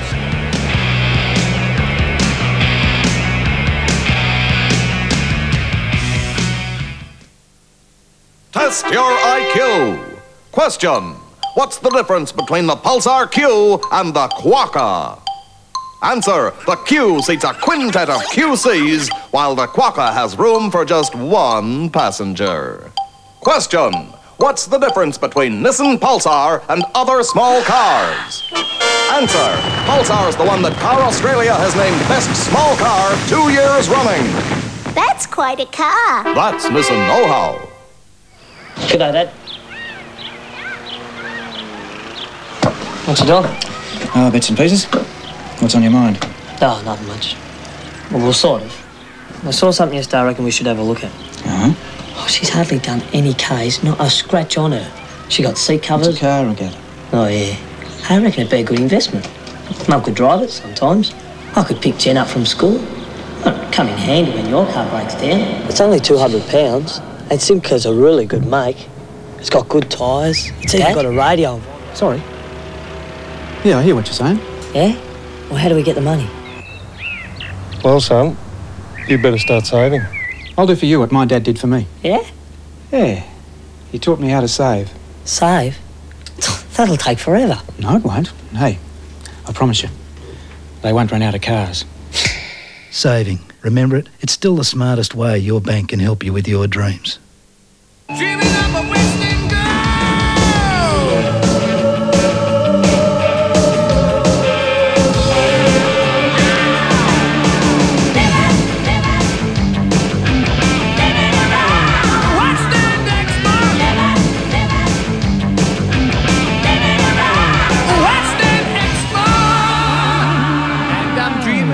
My Western girls. This week on 60 Minutes. This couldn't be a terrible dream, a nightmare. Trapped for 12 years in a brutal cult. It's no dream. It's a nightmare. She survived the unimaginable. They disgust me. In 27 years of reporting, it has to be one of the most painful stories I have ever had to tell. And Cats on Trial, the verdict. Have you reached your verdict? We have. 60 Minutes, brought to you by Toyota, 7:30 Sunday on 9.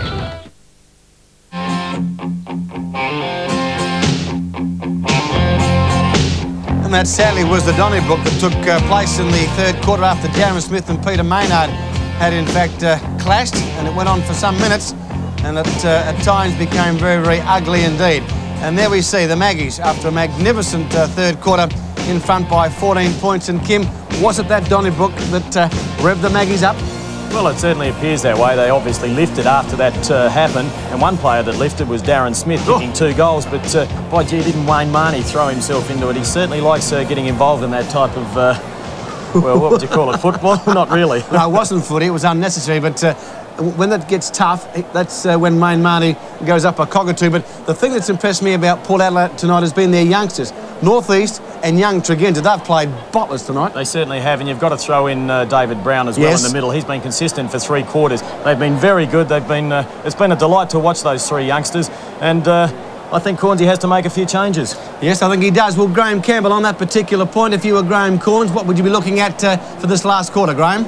Well, Ken, I don't really see it that way. The Bays are a little bit unlucky to be 8 points behind us. I can't see the scoreboard. It's 14 points behind. Yeah, maybe they've got to make changes in that case. Well, Graham, when I said changes, I probably was thinking more of the centre with David Brown and Alan Stringer, because he's just not finding enough of the football, Alan Stringer. Yeah, that's probably true. It's very true. And I think it indicated how Alan Stringer was a little bit off colour tonight when he didn't join in the bingle. It was incredible. There were so many people out there, but Alan Stringer, a renowned guy for mixing it, wasn't there. And then a minute later he was there and he gave away a free kick, unfortunately for him. But the boy Brett Dean maybe could be used, Ken, in answer to your question. Fresh legs may help the Bays at this stage. Have you seen the ruck duels, Graham? From what I've said, I think Christie's played a super game. Yeah, Gary Christie particularly. And I think Chris Mulligan's second quarter was memorable. But by and large, they've negated each other that quarter. And as you said, Darren Smith, I guess he started that blue, you've got to say that. But he and the entire Port Adelaide side lifted with the resultant fact of life. They've hit the front now. And to me, the game was slipping away from Port midway through that quarter. Just back to that centre position change again. What about Kim Hodgman? A possibility for a quarter? Well, he can handle it. Kimmy, he can handle it. And Tony McTavish, I noticed, was back there for a while that quarter. They've certainly played ducks and drakes with the centre position tonight. They haven't come up with an answer as yet, because David Brown, to my mind, has been supreme all night. And also, when we talk about young players, Graham, of course, North East, and also, in particular, Tregenza on that wing's played a beauty tonight. Well, I've got down David Brown, Greg Phillips, Wayne Marnie. I I think Obbs in that quarter was magnificent. His coolness, the way he fed that ball up to Wayne Marnie for that goal was something to behold. He really is a casual sort of a customer, a la Ross Gibbs to a certain degree, but geez, effective Obbs. I like the way he plays football. Yes, North East and Tregenza all been good players tonight. And for the Bays, I got Ross Gibbs down. Mr. Cool's really attracted me during the last, last 2 quarters particularly. He really has done it easy back there. Gary Christie we've mentioned. Peter Maynard's had his moments. He got chopped in half, unfortunately. And Graham Corns there, Kim, talking very sternly to his players, and obviously at this stage he'd be a little concerned trailing by 14 points at the three-quarter time break. Yeah, well, I don't think he'd be pleased at all after his side clawed their way back into the game with a magnificent 5-goal second quarter, and then to see it slip away in that third term. 14 points, it's not the end of the world, and they are assisted by the breeze in this final term, but I just think they've got to start taking the ball out of the centre if they really want to get back in and right into this game, and ideally to get the first goal on the board, because if it stretches out to a 20-point margin with these shortened quarters, it's going to make it pretty difficult to get back. Yeah, actually, I agree with Graham Campbell. I'd be inclined to give young Brett Dean a bit of a run. He hasn't seen much of the play tonight. He's fresh-legged and he's a goer. Exactly. Well, we're all aware of what a good player Alan Stringer is. He's not having a good night tonight. There may be a reason for it, but irrespective of that, I think a move has to be made. OK, let's take you back to our main commentary position now, and Ian Day. Thanks, Ken. Yes, this is it. There is no more in the Foundation Cup, the final quarter. $40,000 to the winner, $25,000 to the runners-up, and of course 14 points the difference in favour of Port Adelaide. What a game it's been. Umpire Laurie Argent holds the ball aloft. We're underway in the final quarter. Melican having a run in ruck against Hines. Melican gets the tap away. Obbs couldn't. Neither could Hodgman. Out towards Simons. Quickly in the action now, working hard there. Setri's on the ground for the first time. They can't get the ball clear. Wharton it was, and the umpire will come and ball it up just in the attacking division for the Bays. They've been down at every quarter. 18 at first, 2 at half-time, and 14 at three-quarter time, but it's not all over yet. The tackle appeared high. The umpire didn't want to know it. In goes Tregenza, left the ball behind. He gets it out again now. Brown slips it over, looking for Paul Williams, runs into a corner. Obbs now in towards the half-forward line. Gibbs back there, can't. Bad bounce for Hodges. Going through, dropped the football. I don't think it was intentional, but it makes no difference. The grab was on, he dropped the football, and Scott Hodges gets a free kick 35 metres out on a 45-degree angle. Ought to make the distance from here into the breeze. But gee, if he kicks this, will this throw the cat amongst the Magpies? 2 points to date. Breeze coming in just slightly right to left. The kick is a shocker. Won't even make the distance. Who's up there for the leap?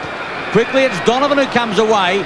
And the Bays momentarily, or are they out of trouble? Tregenza can't. Hodges can. He's got Tregenza there. Hooks back high towards full forward. Smith up, the big leap. Seabone. Geneva rides the tackle, heads towards goal, and he bottled it. Brilliantly done, Geneva.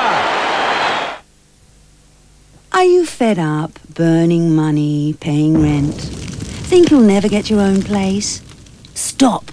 You can afford to move to Golden Grove, where you have so many choices. At Golden Grove, there's room to move, spaces galore, and lots of living options. Your first step is achievable through a low-cost courtyard allotment, courtyard home, or home unit. Ideal for first home buyers. Settle on Golden Grove. It's time you made your move. Up. Well, that is the last thing Glenelg would have needed. They'll be down by 20 points. They've certainly got the job in front of them now. But I can assure you, they will not lie down. They're a great side, the Tigers. And so too is this man, a great player, Scott Salisbury. Not a lot of movement up there as kick number 9 for Salisbury. Goes in looking for Garton. Phillip from behind with an educated spoil. He does that to perfection. Over the top there was Wharton trying to flick it out towards Tyler. And we'll have a bounce about 45, 50 metres away from the Glenelg goal. 2.5 minutes gone in the final term of the Foundation Cup. Umpire Laurie Argent puts ball to ground. And he's been assisted tonight by Michael Abbott as Obbs kicks towards the boundary line. Glenelg should get there first. Simons did so, but couldn't take the football. And eventually the man that sockered that ball, Andrew Obbs, takes it over the line. The moment of truth for the Bays. They need goals. They need them quickly. 11-4 to 8-2. Throw in. Garton and Hines gets the tap away. Here's a chance now. Hodgman. High to the half-forward line. It's all Port Adelaide back there. All Phillips can't. In there quickly now was Christie. Could be holding the ball. That's the way it's gone. Northeast in trouble. Scotty Salisbury, the tackler. Now the Bays need a goal off the boys' boot right now. Let's have a look at that tackle. Yes, it was a great tackle. Nothing that Northeast could do. It's 35-40 out. He's certainly not the longest kick in the side, Ian. Well, he doesn't kick too many, but he's already booted one today. I said before we don't see him kick many goals. 10th kick towards the lake end, struggling for distance. Well offline, 1 point only. Almost 4 minutes into the final term of the grand final of the 1989 Foundation Cup. And it's Port Adelaide by 19 points. Delaney looking for leads. Undecided quite where to go. Finally decides to go straight down the middle almost.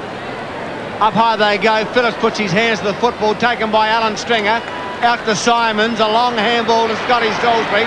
He's tackled by Harrison, loses the football. It goes towards the boundary line, and in fact it goes out of play. The Bays are still into attack on the half-forward flank. They trail by 19 points. 21 minutes plus time on. Garton, Phillips, humped away. Simons, a chance for the Bays. Thompson, he's already booted one. Can't take the ball. McTavish, flanked by Hodgman. Hodgman onto the left boot, up towards full foot. I think he's got it. It's home! Test your IQ. Question. What's the difference between the Pulsar Q and the Quarian? Hello. Answer. The Quarian is not backed by a 2-year or 40,000-kilometer no-cost warranty.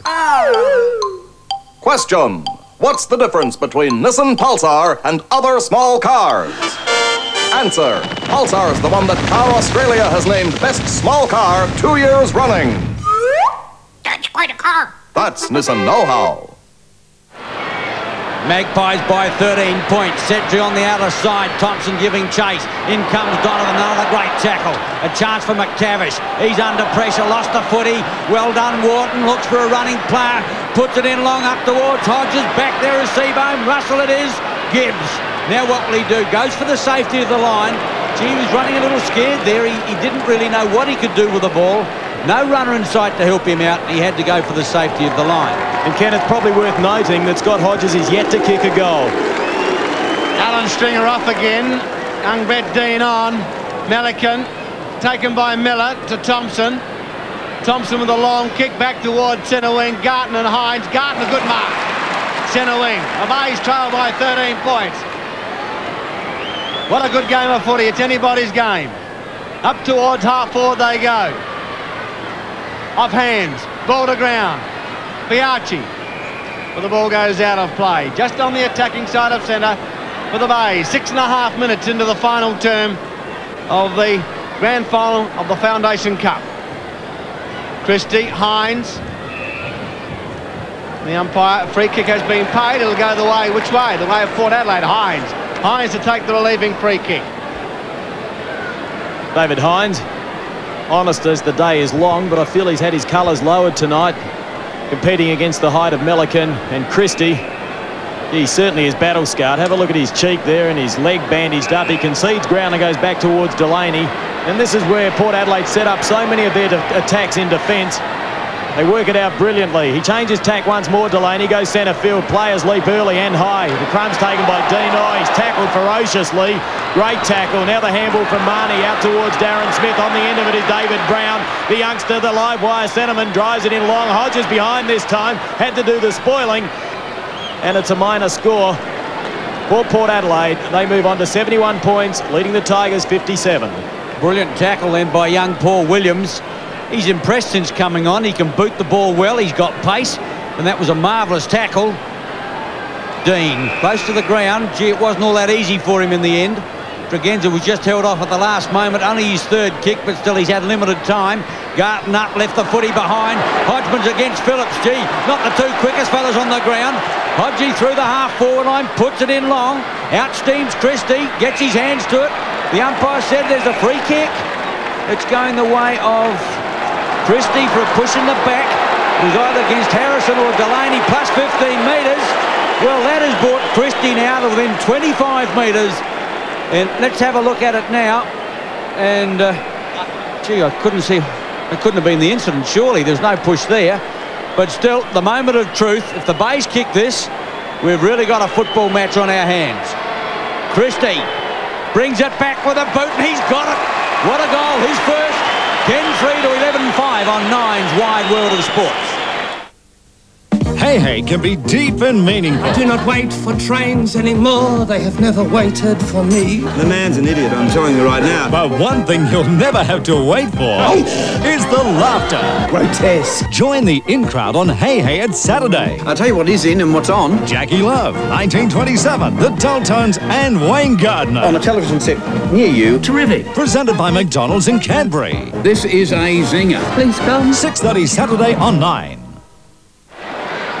9 minutes gone, the ball goes out to the outer side. Leading in the chase was Simons. He tapped it back brilliantly to McTavish, but it was, well, a free kick's been picked out, and crikey, some of these decisions are a little hard to pick up. And the Bays are getting a great trot, Kimbo, that's for sure. Well, that last one from Christie certainly wasn't on. They say they even out over the course of a game. It's pretty hard to come to terms with that when you end up losing.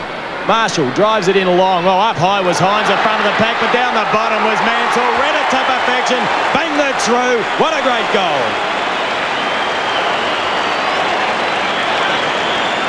Well, that's it. There's 19 free kicks to 14, and of course there's not a lot in when you say that. It favours the Bays, but it's really where you get the free kicks that count. The fact that Port Adelaide have given away 7 15 metres and the Bays haven't given away any might just say that the Port Adelaide are more professional than giving away the free kicks, deliberate 15-metre penalties. But we've got a game on their hands. There's only 2 points the difference. Down goes the bounce. Madigan with the tap. Socket off the ground by Northeast, up towards centre half forward. Darren Smith read beautifully by Geneva. Geneva up towards full forward. Scotty Hodges in the van. Russell bounces the wrong way. Donovan comes in, takes it on the first bounce. Did it well. Russell, Hodges. Russell first part of the ball. Kicks off the ground. It's effective one. Straight to Simons. Straight to Donovan. He's in trouble. Almost holding the ball. Play on is the call. Down goes the Port Adelaide player. I tell you what, it's rough and tough out there. Taken on that occasion by Glenelg, but it's all Port Adelaide. Well, the Magpies formed a great wall in defence then. They had 3 players to cut off that attacker. Went straight to Marnie, who popped it over towards Obbs, who settles down play. Kick number 11. It's a wobbly one. If there's going to be 15 metres, there's that person policing the mark. McTavish came over the line. Obbs, this time he tries a drop punt pass looking for Darren Smith, and he was cut off at the pass by Robert Miller. Miller wants to play on quickly. In fact, he's been given 15 metres as well. Now he plays on rather casually over the top. Hallahan onto the ground. He's got some pace, Hallahan too. Gets it out towards Maynard. He's been quiet for about a quarter, but he's just the type of player to turn a game. Master of deception and finding spaces is Peter Maynard. Great mark. Gee, he's taking his time. He's a long way out. He'd have to kick at 65 metres. Screw punt. Oh, he's got onto it too. Magnificent looking kick. Still doesn't get the distance and eventually goes over the line for a point. And there is 1 point in this game of football. Well, we said it would go down to the wire, and that's what's going to happen. What a treat for the 30,000 people here. And what a plus for the South Australian National Football League. 1 point the difference in the final of the Foundation Cup. Delaney heaves a magnificent kick back up into the big centre square. Free kick going the way of Fiacci. Port Adelaide fans rather like that. They reckon they've been a little bit barren lately. Fiacci, who hasn't had a big night, coming back for his first game. He's been kicking a lot with his left leg. Indicates it's not all as well. He's kicked again with his left leg. Darren Smith runs it over. Here's the chance now. Setri through the centre line. Kicks up long in towards full forward. Hodges, Russell, Rowan Smith through. The bottom of the pack working hard for it. Salisbury gets it out. Here's a chance now to get away. Through Dean. Up towards the half-back flank. Tyler. Dean goes down. Umpire's going to give him a free kick. They put the saddle on him. Danger of exploding again. Players just getting a little testy. But gee, it's on here at Footy Park, I can tell you. Marshall with the kick up towards centre wing. Oh, Paul Northeast took his eyes off the ball at the critical stage. Tapped out by Harrison to Phillips. He's like a Sherman tank. I'd give him the green light too, I can tell you. Geneva over to Brown. half smothered the kick towards centre-half forward. Hodges pushed into the football, then pulled off the football. Taken by Marnie. Marnie goes out wide. Wharton is the player. It's too long for that player. Not favoured by the bounce. Comes back towards that player. Flanked by Rowan Smith. He's in trouble. Supported by Brown. Oh, Darren Smith, they're in trouble. They'll lose it. Taken by Donovan. Well done by the Bays. Good, strong defensive work over the top. Simons overruns the football. Allows the Magpie side back in. Oh, it's a straight kick towards Marnie. Tackled by Hallahan. Should have been holding the ball. Not paid. The Bays get out of it. McTavish towards centre-half forward. Phillips, he'll get a free kick. The 10th. Yes, the Sherman tank will get a free kick. It'll take you a week to run round him. And Greg Phillips restores some order back into the game. Steadies play down. Decides to run across the ground. Puts it out wide. He's looking for Paul Williams. He's been impressive since coming onto the ground. It's a quick handle. It paid off towards Harrison. The kick goes out towards Smith. Darren Smith tackled by Seabohm. The ball stays in play. Tregenza tackled, and the ball eventually goes over the boundary line. In fact, it's holding the ball, and Miller wanted to play on. Has a passion for doing that and does so again. Was forced to go back. The ball goes out towards Gibbs. Gibbs drives in long. Back there is Mansell over the head of that player. The spoil applied by Harrison. Now the ball comes to Maynard. He hooks around his body, but guess who? The man mountain, Greg Phillips. By G's reliable. The handball over towards Obbs. The Magpies trying desperately to stretch this lead out. Pushing persistently.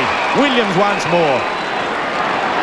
Paul Williams, let's see the way he kicks the football. He gets good distance. It's a drop punt kick, puts it up high. Gibbs with the leap, couldn't take the mark. Tregenza takes the crumbs. I've seen him kick them from here before. Draws the player, Rowan Smith, loves kicking goals, and he's kicked another one.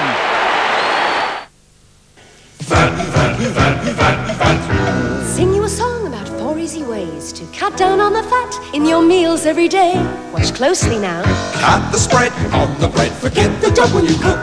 Switch to low fat instead and take the skin off the chunk. So easy, let's hear it again. Cut the spread on the bread, forget the dough when you cook. Switch to low fat instead and take the skin off the chunk. Cut the spread on the bread, forget the dough when you cook. Switch to low fat. Point lead. Down goes the bounce, Malikan. The Magpies in front by 7 points. They go to attack. A chance for Miller. With him is Darren Smith. Marnie come here. Oh, Marnie courageous. One of the football. Williams goes in. Brown comes out. Brown with a footy. Over the top to Darren Smith.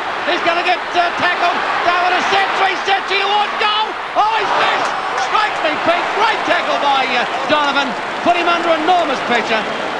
And the kick goes out of play. Gee whiz. There you saw an indication of the pride in both these jumpers. The black and white and the black and gold. It is champagne stuff. I tell you what, Ken, Donovan was 100 to 1 to get close even to Adrian Setri, and he ran him down. It was brilliant. Setri has another go, though. Will he get the last laugh? Not quite lucky with the bounce. Oh, gee, 78 points, plays 70. John Cale, well, he appears to be OD'd on Valium there. He was that calm, but he surely wouldn't feel that way inside. Oh, gee, expect a letter on Monday, or at least a phone call. Hope you know a good solicitor. We've got a couple up here, actually. Sorry, would you like to rephrase it? All right, get out of it. I'll get out of that one. He looks rather calm in a crisis situation. Paul Northeast, meanwhile, back at the ranch. Inside the half-forward line, Northeast. Puts it in high, looking for Smith, who's going to get the big leap. Over the top they come. Ginniver, McTavish going through brilliantly. There was Tyler. Ginniver again, Russell, McTavish. He's lost the football. Williams through. Quickly picked up by Hallahan. Here's a chance. Brown now. He's on his dangerous left leg. He hooks around the corner, and the result is a point. Oh, the Bays breathe a sigh of relief. I tell you what, Daisy, this game is equal to any grand final I've seen, whether it be a pre-season game or a home and away grand final. It has had everything. Fair income. I won't sleep for a week after this game. It's been absolutely brilliant. Whew, I tell you, 17.5 minutes into the final term, and Port by 9 points. 11 for the Bays, Port 12-7. The kick-off by Gibbs. Goes out wide, McTavish. McTavish with the footy, tucked away in the back pocket, right in front of the scoreboard. Kick number 12 to McTavish. Christie takes the mark. Can the Bays get back into this game? Still got plenty of time. Towards centre wing. Played a good game, Christie. Phillips humps the ball away. Simons taps the ball towards the boundary line. It goes out of play. The Bays into attack at the 18-minute mark of this final term. Foundation Cup Grand Final, 70 points, play 79. We're 3 minutes away from time on. So there's still time for the Tigers to snatch victory here as Phillips plays safety, or for safety, and goes with a left-handed handball towards the boundary line. So once more we'll have a throw-in. And I would imagine that Phillips will contest this ruck throw-in once more and get his big bulky frame in there.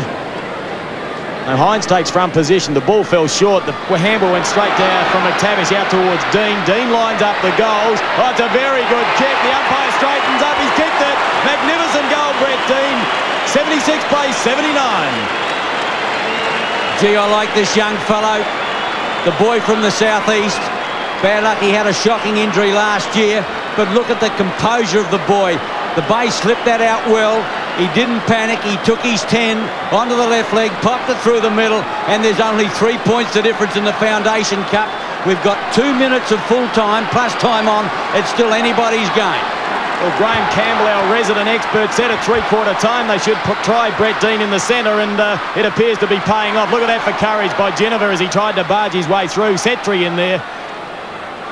Robbie Thompson at the bottom of the pack, but it'll be up to umpire Laurie Argent to put ball to ground once more.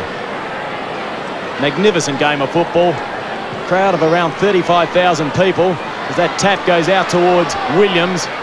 Been impressive since coming on. In there is David Brown. Tried to crash his way through, couldn't do so. Now it's Jennifer with the football. Out towards Hines. He puts it up high. Gibbs back there setting himself. Miller up high. Couldn't take it. Got hands to the football. Marnie in there. He's tackled. Players dive on top.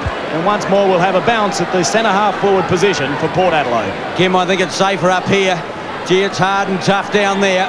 Still $40,000 first prize. 25 second in the Foundation Cup. They're fighting for plenty.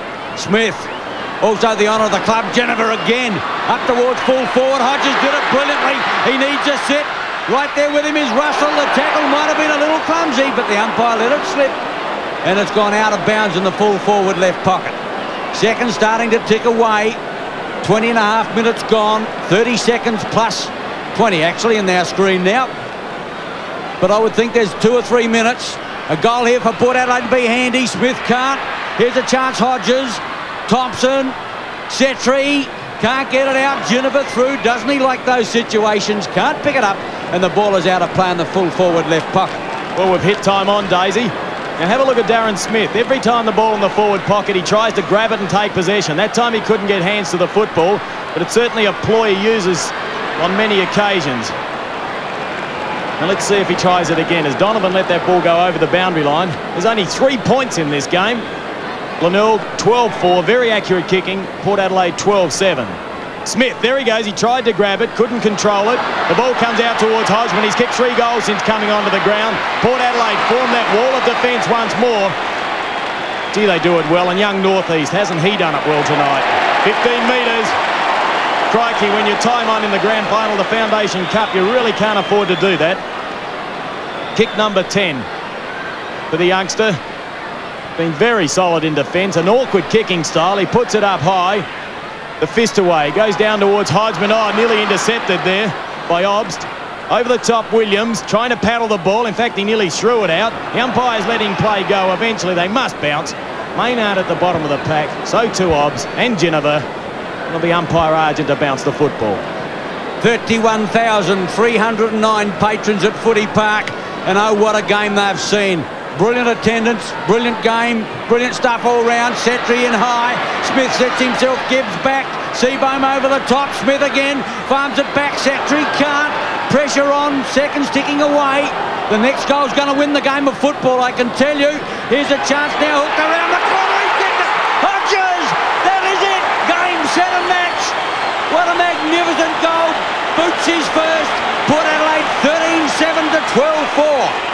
Well, you wouldn't believe it. Hodges has not kicked the goal, and what a time to kick one.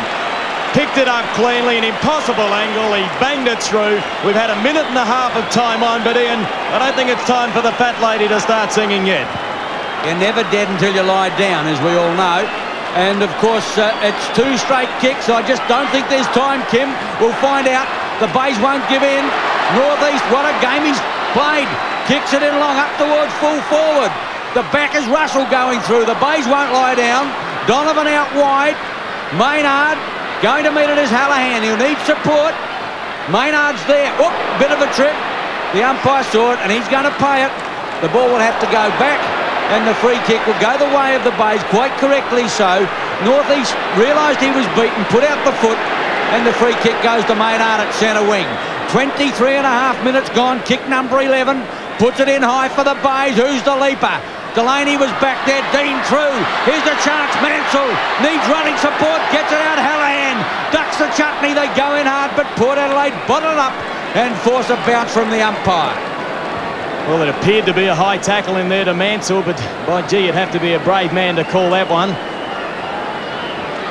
There is 9 points in this game of football. We've had 24 minutes, so we've already played 3 minutes of time on. So time is definitely running out for the Tigers. They need a quick tap and a snap here, and it's got to go through the middle. Hodgman tried to pick it up, running away from the goal. He couldn't hook it back far enough, and the mark's being taken by Tyler. And I would imagine if Tyler's got any sense at all, he'll slow play right up here, having a good look down the field. He'll kick long, got underneath it a little. Players set themselves. Big leap, taken off hands by Simons. Did that beautifully, puts it up high. From behind, Ross Gibbs is down the ball line. Couldn't take it, got up high. North East in there. Diving on top at Philip Harrison, and what about Gibbsy, Ian? Well, he's a mercurial player. He loves those situations. And I'm really surprised the kid didn't take the mark at this stage. Just have a look at the crowd. 31,309. There must be only seconds left. 25 minutes gone. Hodgman, he'll need running support, puts it out. Here's a chance. Simons hooks it back. It's going to be up close, and I think he's got it. Brilliantly done, Gibbs. Well, he couldn't take the specky. You're going to have to hurry. You can't take time. Ross Gibbs from 20 metres out, 45-degree angles. He reckoned the seconds a few. He's put it through. 17th kick, and Simons on. Port Adelaide have won by one straight kick. And Kim, oh, what a game of football. A magnificent game.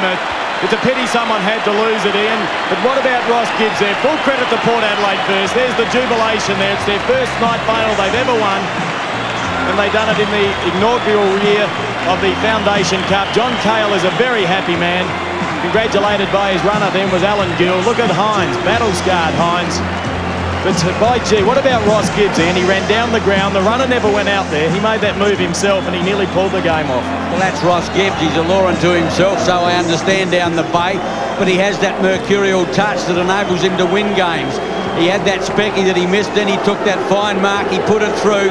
But look, full marks to Port Adelaide. They were going down the chute. No question about that. 15 minutes into the third quarter, they were in diabolical. The Bays had gone 10 points clear. And all of a sudden you have a dust up at centre wing, and I'm not saying they started the fight deliberately, but there was a fight, a nasty one, a player got reported, but all of a sudden it was a different ball game. Port Adelaide lifted, they kicked 4 goals without reply from Glenelg. They hit the front, and really the Bays never got back into the game yet. Look, they only lost by 3 points, but they kicked the goal on the siren to do it. But full marks to both teams. Look, pre-season games, you cannot believe that two sides could show such form in a pre-season game. And this is a preview of what's going to happen in 1989 in South Australia. I can't wait for the season to start. KG. Ladies and gentlemen, I'm sure you'll agree with me. We've just seen a magnificent contest by two great sides, Port Adelaide and Glenelg. It certainly was a marvellous game of football. It is indeed my pleasure now to call upon the chairman of Foundation South Australia, Dr. David David, to make the presentations. Dr. David David.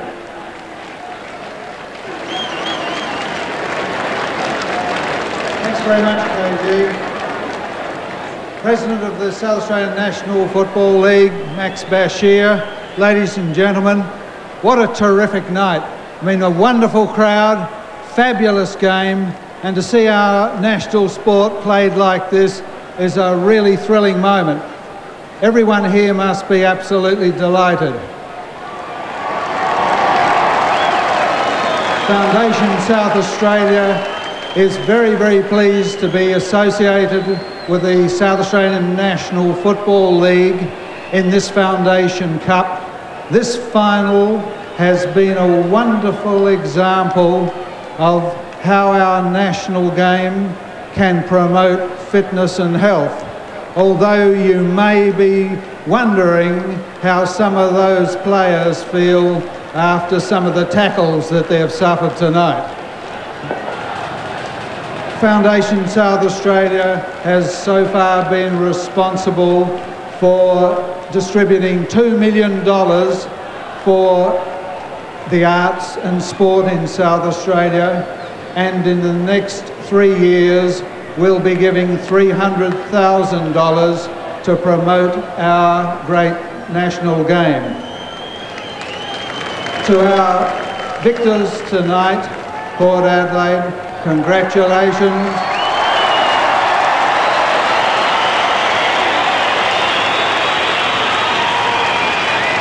And to the runners-up, Glenelg, you can look forward to a very good season, I'm sure.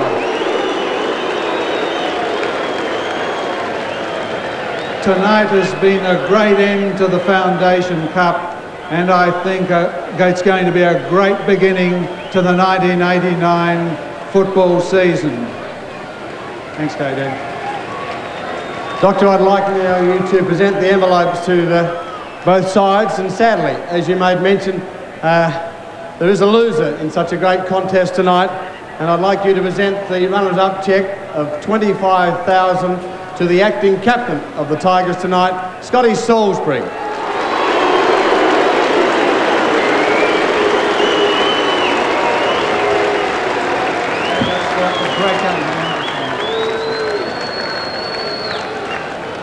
Well, congratulations to Port Adelaide.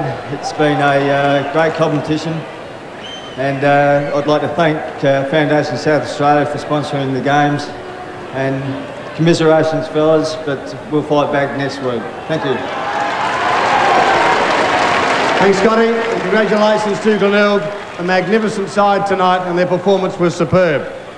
I'd like to call upon now the acting captain of the of the victorious Port Adelaide side to receive their cheque for $40,000, the big fella, Greg Phillips.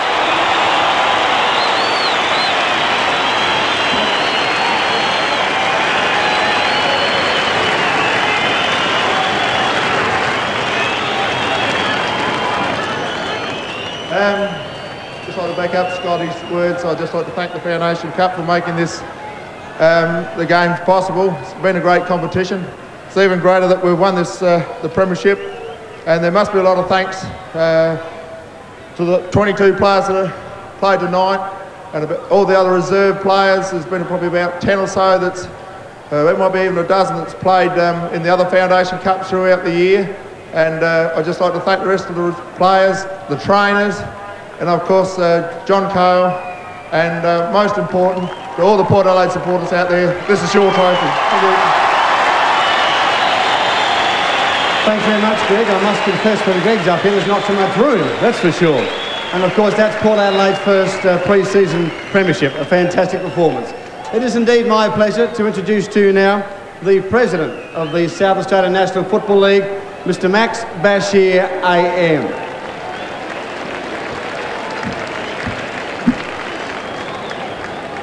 Thank you, Ken. Mr. David, ladies and gentlemen, firstly, may I thank Foundation South Australia for sponsoring the Foundation Cup, and indeed for being the sponsor for football in South Australia for the next 3 years. It's been a marvellous situation for us to be in. Now, tonight we've seen two great teams playing a brand of football which makes us proud to be South Australians. If this is an indication, as I think it is, as what the season has in store for us, I think we're going pretty well here in Adelaide, so we'll stick to that. In the 5 rounds of the Foundation Cup, we've had in excess of 88,000 people here, and also we've had 31,300 here tonight. Both of those are records of 119,000 for the Foundation Cup attendance. I want to pay a tribute to the football public of South Australia for the tremendous support they give the Football League here. And whilst we've got your support, we will look after you in every way, I assure you of that. It is now my very great pleasure to ask Greg Phillips to come up here and receive the Foundation Cup in its first year.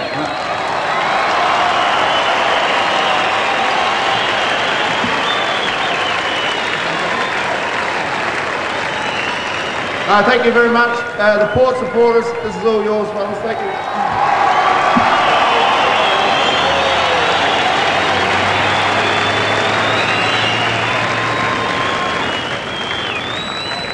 Ladies and gentlemen, I'm sure you'd like me to thank Glenelg for staying on the ground during the presentations in the maze. A great performance tonight. And ladies and gentlemen, now, would you put your hands together as the premiers of the Foundation Cup, the Mighty Magpies, do a lap of honour.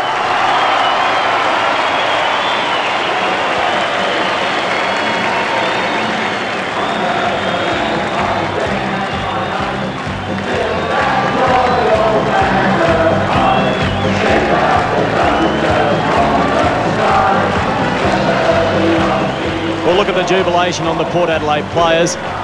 They deserve to feel that way as well. It was a magnificent achievement. And gee, Ian, it was only about 5 months ago they were doing the same thing. Yes, there's no doubt about the Magpies. As I said, they looked beaten halfway through that third quarter. They're only 10 points down, but they came back from nowhere and they hung on like we know Port Adelaide can do. But Kim, what I like about Port Adelaide's win tonight, while some of their established players sure played well, but it was the younger players that really put their best foot forward. And I'll single out three. I thought young David Brown, midfield, flanked by Simon Tregenza, and young Paul Northeast. I doubt whether they're 60 years between the three of them, but I thought their games tonight were superb. I agree with you 100%, Ian, and we just saw then at the back of the pack was number 21, David Brown, and he was the biggest possession winner for Port Adelaide tonight, having 17 kicks and 6 handballs, so he'd be a fairly tired young boy at the moment. Darren Smith holding that, well, the Foundation Cup up very high. Of course, those 2 goals in the third quarter, I thought really, well, it kept Port Adelaide right in the game, and up until then, I think Glenelg really looked like they may be taking the game away from Port. Yeah, but this is when Port is most dangerous, isn't it, Kim? When they are down, they look like they're going to lose. They'll fight every inch of the way. But when you have a look at the bays, they could never really get anyone who could do anything for them out of centre. We've mentioned about Alan Stringer. He was taken from the arena about 10 minutes into the first quarter. And from then on, he was interchanged. Studley Corns tied 2 or 3 players in the centre field, trying to get them to lift, but simply they could not match David Brown and Tregenza across that centre line. Yes, the young Port Adelaide players starring tonight. It was a magnificent game. Let's have a break and we'll be back with more football. It's true, we're proud, true, we're tough. Our players don't give in. Our team thrives on victory. The Magpies expect to win. John Cale's